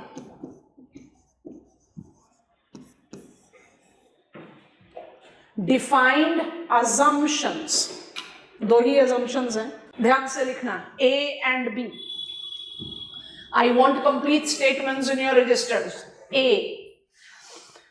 the proportion of working age population or working population. The proportion of working population to total population remains constant as population increases. As population increases, natural resources, capital stock and technological knowledge remains same. हो सकता है ऐसा? In due course of time population बढ़ रहा है तो proportion share of working age population same रहे, चलो एक बार फिर भी assume कर लेते हैं. लेकिन population बढ़ रहा है तो time involved है, और टाइम इन्वॉल्व होने के साथ technological innovation, capital mobilization, natural resource base तो डेफिनेटली मॉडिफाई हो. तो थोड़ा सा क्या कहते हैं, अजम्पशन जो है थियोरेटिकल है. Assumptions are actually not that practical, पर उसी थ्योरी, उसी पर बेस्ड थ्योरी है. Are we comfortable with these two pointers? बहुत इजी गोइंग कंसेप्ट है, बट जब भी थियोरी या कंसेप्ट पढ़ोगे तो उसको फॉर्मल फ्रेम में डालना पड़ता है. अब ये डायग्राम कॉपी करने का टाइम आ गया है. डायग्राम को थोड़ी देर के लिए ध्यान से देखना. पहले तो मुझे बताना कि 3 स्कॉलर्स आपके लिस्ट में सामने हैं, सॉन्डर्स, कैनन एंड बॉन्डिंग. आपको किसके साथ ज्यादा कंपैटिबिलिटी दिख रही है? अरे इनकम पर हेड, और यहाँ पर O, A, B and C. The central line is denoting subsistence wage. Dotted line क्या है बाद में एक्सप्लेन करते हैं, इसको ध्यान से देखना. सबसिस्टेंस वेज से पॉपुलेशन इनकम पर हेड बढ़ रहा है, मैक्सिमम पर आया, उसको आप ऑप्टिमम बोल रहे हो, उसके बाद फिर आप उसको डिक्लाइन कर रहे हो। ये कौन से स्कॉलर के साथ बेस्ट मैच कर रहा है? सॉन्डर्स के साथ, बॉन्डिंग के साथ, कि कैनन के साथ? Cannan. Please copy down this diagram. बहुत सिंपल सा डायग्राम है, ज्यादा मुश्किल नहीं। डॉटेड लाइन क्या शो कर रहा है अभी बता रहे हैं, पहले आप डॉटेड लाइन बनाएंगे, पर आप पहले जो बोल्ड लाइन है, जो इन्वर्टेड यू ग्राफ है, उसको ड्रॉ करेंगे। A to B under population है, B to C over population है, बी इज रिप्रेजेंटिंग ऑप्टिमम। अब फिगर के साथ फटाफट से डिस्क्रिप्शन लिखो, concept of under and over population भी क्लियर हो जाएगा। फिर ऑप्टिमम को एड इन करते हैं और उसके बाद इसको ज्योग्राफिकल एज देते हैं, by of course taking points of criticism. Can we? ध्यान से देखेंगे, डॉटेड लाइन बाद में ऐड करते हैं, आप ऐड कर लो डायग्राम में, but what is dotted graph, we are not talking about it right now. सोचो जरा, देखो इस डायग्राम को थोड़ी देर के लिए, फिर जो ऑफिशियल फ्रेम है कैनन का वो हम लिखवा देते हैं। How do you define the concept of under population? lack of human resource base to properly utilize natural resource base and thus increase the population at thus increase income per capita at optimum level. What is overpopulation concept? Sharing बढ़ गई, population बढ़ गया तो demand बढ़ गया, demand बढ़ गया तो शेयरिंग बढ़ जाएगी, शेयरिंग बढ़ेगी तो क्या होगा? पर कैपिटा इनकम कम होने शुरू हो जाएगा। समझ में आ रहा है? तो इसमें ऑप्टिमम क्या शो कर रहा है? Optimum, please recall the definition, Cannan लिख ही दिया आपको। Optimum denotes when you are giving maximum return to the labour, जो मैक्सिमम वेलफेयर के साथ भी रिलेट किया जा सकता है और जो मैक्सिमम स्टैंडर्ड ऑफ लिविंग के साथ भी रिलेट किया जा सकता है। कंफर्टेबल है? डायग्राम के साथ ही लिखेंगे, डायग्राम के साथ ही लिखेंगे। अंडर पॉपुलेशन, अंडरलाइन करो, denotes that population level which restricts effective exploitation of natural resource base, restricting per capita income. Next pointer लिखो, with increase in population, effective exploitation of resources available. Effective exploitation should be underlined. Effective exploitation of resources available marks increase in per capita income over and above subsistence wages. Now write optimum population, लिखा हुआ है, फिर भी लिखें, diagram की details develop कर रहे हैं। Optimum population, अंडरलाइन करो, denotes the population level where highest economic standards of living, is achieved. Next pointer लिखो, the available resources are effectively exploited. ठीक है? अब नंबर 3, over population. Point 1 लिखेंगे, increase of population past or beyond optimum point, beyond or past optimum point, results in decrease of standards of living.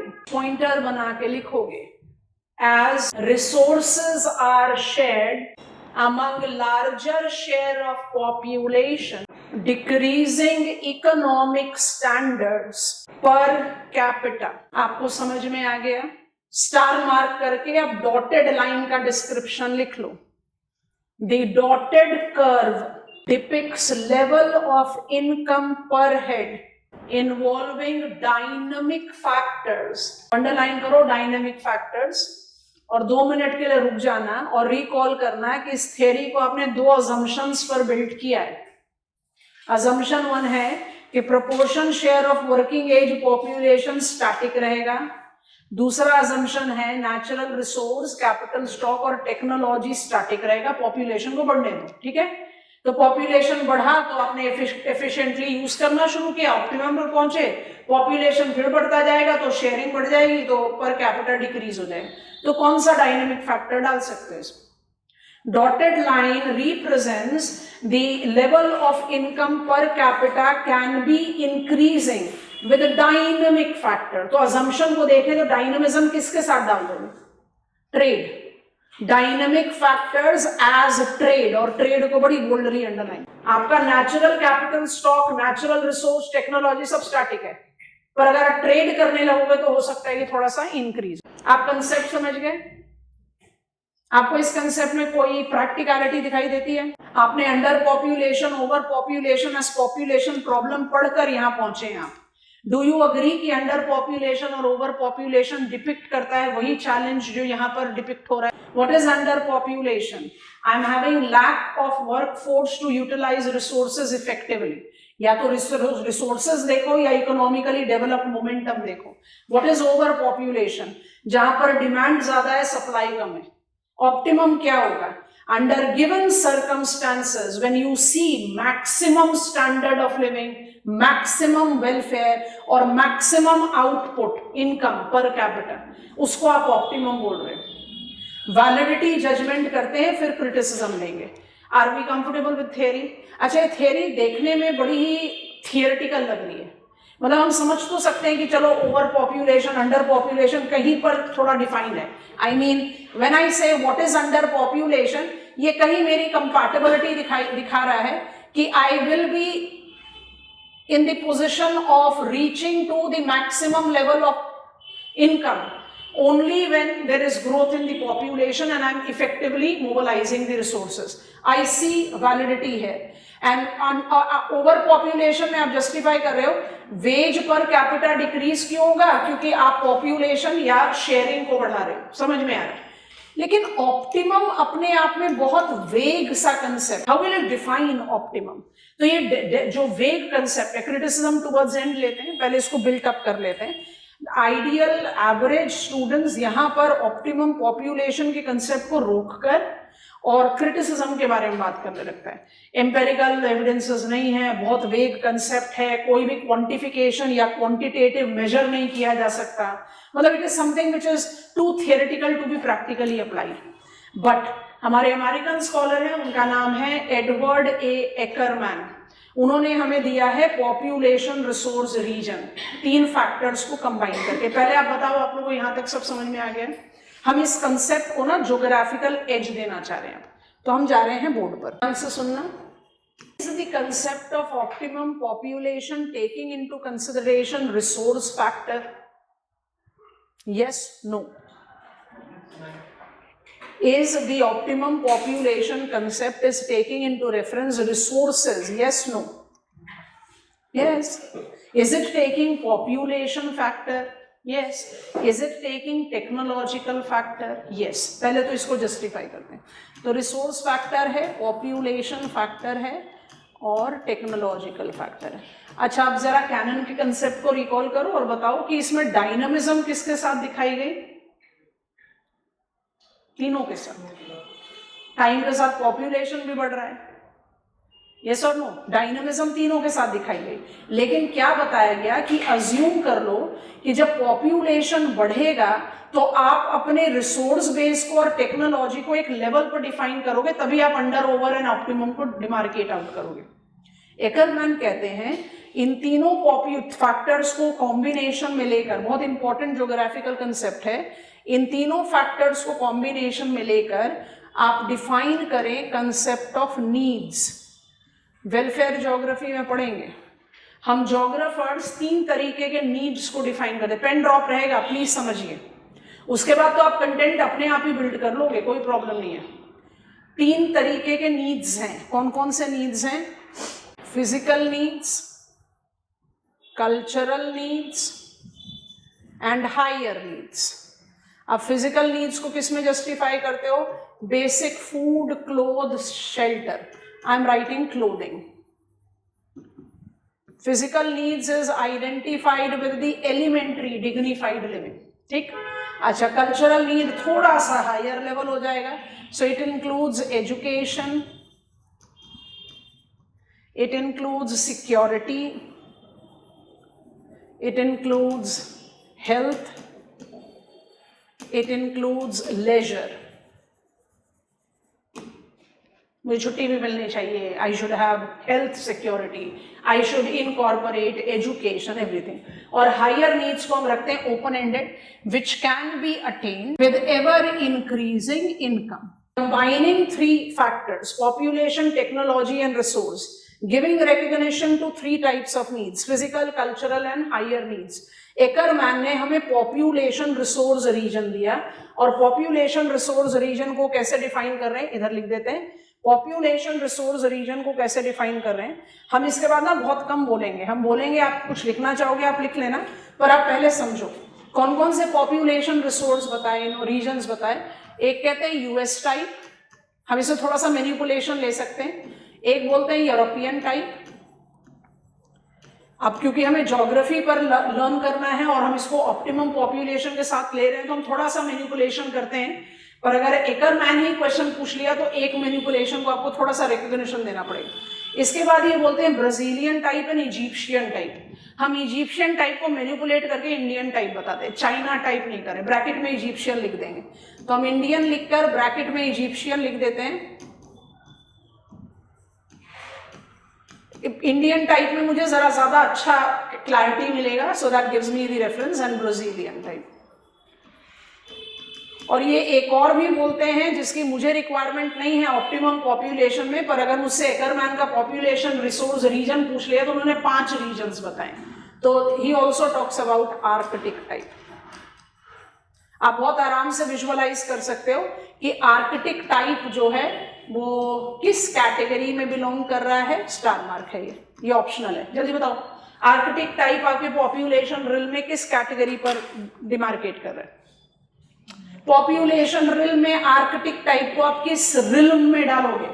Non acumen, ice caps, least carrying capacity. अब ऐसे सोच कर देखो, Ackermann कहते हैं optimum की बहुत सारी वैरायटी हो सकती है, ऑप्टिमम की बहुत सारी वैरायटी हो सकती है ऑप्टिमम पॉपुलेशन की, because optimum by itself is a very open ended term. तो कैनन, सॉन्डर्स और बॉन्डिंग ने जो भी हमें डेफिनेशन दी या कंसेप्ट बिल्ड करा, उसकी प्रैक्टिकलिटी को जज करने के लिए हम एकरमैन का सपोर्ट ले रहे हैं। अब एकरमैन क्या कह रहे हैं कि पॉपुलेशन, टेक्नोलॉजी और रिसोर्स तीनों फैक्टर को कंसिडर करो और उसको डालो इस फ्रेम में कि फिजिकल नीड फुलफिल हुआ है कि नहीं, कल्चरल नीड फुलफिल हुआ है कि नहीं, हायर नीड तो ओपन एंडेड है, छोड़ भी सकते हैं। अब जरा कंबाइन करो, यूएस टाइप और यूरोपियन टाइप दोनों ऑप्टिमम है। आप बोलोगे हो ही नहीं सकता, हम तो यूरोप को कह रहे हैं डिक्लाइनिंग पॉपुलेशन, चलो यूएस को एक बार फिर भी मान ले ऑप्टिमम पॉपुलेशन। फिर हम कह रहे हैं इंडियन टाइप और ब्राजीलियन टाइप, वो भी दोनों ऑप्टिमम है। नहीं, हमने तो इंडिया को exponentially growing population, over population में काउंट किया हुआ। तो ये रिलेटिविटी वाला एक्सप्रेशन है, ध्यान से समझना। 2 डेवलप्ड ब्लॉक में चले गए, 2 डेवलपिंग में गए, आर्कटिक मेरे लिए ऑप्शनल है, थोड़ा सा विजुअलाइज करने की कोशिश करना। US, European, denoting developed industrial economy, because Europe में आप एक कंट्री नहीं ले रहे हो, पूरा कॉन्टिनेंट ले रहे हो, तो all European countries are not developed, they are industrial economies also. तो you are into the top slot of economic attainment. सोचते हैं दोनों को कंबाइन करें, यूरोपियन में आप चाहो तो एक सैंपल ले लो, यूके ले लो, यूएस और यूके। अब ऐसे कंपेयर करते हैं, जो हमने कल्चरल स्टडी में भी पढ़ा था, दोनों को कंपेयर करते हैं, US, UK. In terms of population, US is third most populous, UK is a declining population. In terms of technological factor, दोनों high level पर है. In terms of resource factor, US is multiplying resource, UK has exhausted it. Natural resource और human resource दोनों at the verge of exhaustion है. तीनों factor आ गए, तीनों 2 categories आ गई। अब इनको ऑप्टिमम में डालो। नीड्स को जब जस्टिफाई करें तो हमें क्या दिखता है, इन दोनों ही जगह में फिजिकल नीड्स फुलफिल हो चुकी हैं, कल्चरल नीड्स भी मोर और लेस फुलफिल हो चुकी हैं, हायर नीड्स की फुलफिलमेंट पर आप काम कर रहे हो। Both of them are example of optimum population. Come on, आपने फिजिकल नीड्स फुलफिल कर दी, कल्चरल नीड्स फुलफिल कर दी, हायर नीड्स फुलफिल करने की कोशिश कर रहे हो। कंपेयर करो, दोनों में से कौन सा बेटर ऑप्टिमम पॉपुलेशन होगा? US. Why? Because it is not at depletion. अब कंपैरिजन बहुत डिमार्केटेड हो, आ जाओ इंडियन है, इसलिए इजिप्शियन नहीं ले रहे, इंडियन। इजिप्ट का प्रोजेक्ट कर रहे हो to be coming up into the most populous country, पर इंडिया तो है, इसे जानबूझकर इंडिया कर दिया, कंपैरिजन आसान होती है। एकरमैन ने इजिप्शियन बोला है। अब इंडिया और ब्राजील को कंपेयर करना शुरू करो। Population factor, India such huge population कि इसका सिर्फ एक स्टेट उत्तर प्रदेश ब्राजील के टोटल पॉपुलेशन से ज्यादा पॉपुलेशन रखता है। तो India exponentially high population, Brazil I will not say low but moderately low population. India exponential elite level of technological innovation, Brazil moderate level. India exponential diversified natural resource base, Brazil moderate. मतलब Brazil में सब चीज moderate गया, population भी moderately low है, resource base. सोचो Brazil is one of the leading producer of iron ore in world, फिर भी ब्राजील जाना ही नहीं जाता मेटलर्जिकल इंडस्ट्री के लिए, कोल नहीं है, आयरन ओर को एक्सपोर्ट कर रहा है। So if I compare Brazilian industrial capacity and then compare it with India, India के पास ज्यादा मोमेंटम है रिसोर्स का। तो इंडिया के पास एक्सपोनेंशियली लार्ज पॉपुलेशन है, exponentially high technological know how है and exponentially diverse natural resource base है, सब एक्सपोनेंशियल है। और ब्राजील में सब मॉडरेट है। एकरमैन कहते हैं दोनों ही ऑप्टिमम पॉपुलेशन है। हम जरा अब जज करें, इंडिया को जब आप लेकर चलते हो नीड्स फुलफिलमेंट में, सॉरी फिगर आना शुरू होता है। India is yet to fulfil physical needs of the population. Brazil पर जाते हैं तो कहते हैं Brazil has fulfilled physical needs of the population and is working towards fulfilling cultural needs. In spite of the fact that India has a technological and resource factor any day better exponential than Brazil, फिर भी India becomes a weaker example of optimum population. Optimum कैसे हुआ? जब से independence attain किया है तब से लेकर आज तक जो भी प्रॉब्लम है उस प्रॉब्लम को हमने सॉल्व किया है फेस ऑफ लेकर। आप कुछ प्रोड्यूस नहीं कर रहे थे, आप फूड ग्रेन इंपोर्ट कर रहे थे एनुअल प्लान पीरियड तक, अब आप वर्ल्ड की सबसे biggest cooked meal food scheme run कर रहे हो। You are into the elite club of space technology. Can you undermine these factors? नहीं। लेकिन हमारा ऑप्टिमम लेवल क्यों वीकर एज पर है? क्योंकि पॉपुलेशन ग्रोथ ने सबको सब्ज्यूम किया। अगर हम कुछ मिनट के लिए सोचकर ये इमेजिन करें कि इंडिया ने जितना पॉपुलेशन ग्रोथ एक्सपीरियंस किया अगर नहीं किया होता तो India definitely with the technological and resource mobility would have been a developed country. हम 2047 में विकसित भारत का सपना नहीं देख रहे होते, हम ऑलरेडी विकसित भारत। सो ब्राजील के कंपैरिजन में इंडिया वीकर हो जाता है in spite of very strong technological and resource factor. क्यों? क्योंकि India has huge gigantic population. All of them are example of optimum, क्योंकि ऑप्टिमम इतना फ्लेक्सिबल है कि उसका कोई डेफिनेशन आप बना ही नहीं सकते। Have India increase return to the labour? Yes. Have India abated food insecurity? Yes, but there is still problem. Has India increased enrollments to the school? Have India been? India is known on world map when it comes on to the levels of education that we are providing. I hope you are understanding. So Ackermann के population resource region से आप validity of optimum population को judge कर सकते हैं। सारी चीजें जो यहाँ लिखी हुई उसको कॉपी डाउन करेंगे, फिर हम एक बार दोबारा से रिपीट करेंगे। बॉक्स में आर्किटेक्ट टाइपिंग कैसे कंटेंट बिल्ड करोगे क्लास? मान लो कि आपसे हमने कहा write note on US type population resource region as demarcated by Edward A Ackerman. क्या लिखोगे? पॉपुलेशन, बोलो कम ऑन। 3 फैक्टर है, 3 नीड्स है। Population moderate, third most populous country of the world. अच्छा, resource elaborate and multiplying, exhaustion नहीं है, multiplying. अच्छा, technology significantly advance, ठीक है। Physical needs fulfilled, cultural needs fulfilled, higher needs is getting fulfilled. Which type of optimum population it is? Favourable type in developed world. आ जाओ European में, दिमाग में रखो यूके, आप बनाना शुरू करो। What population? Declining. What resource? Exhausted और डिक्लाइनिंग।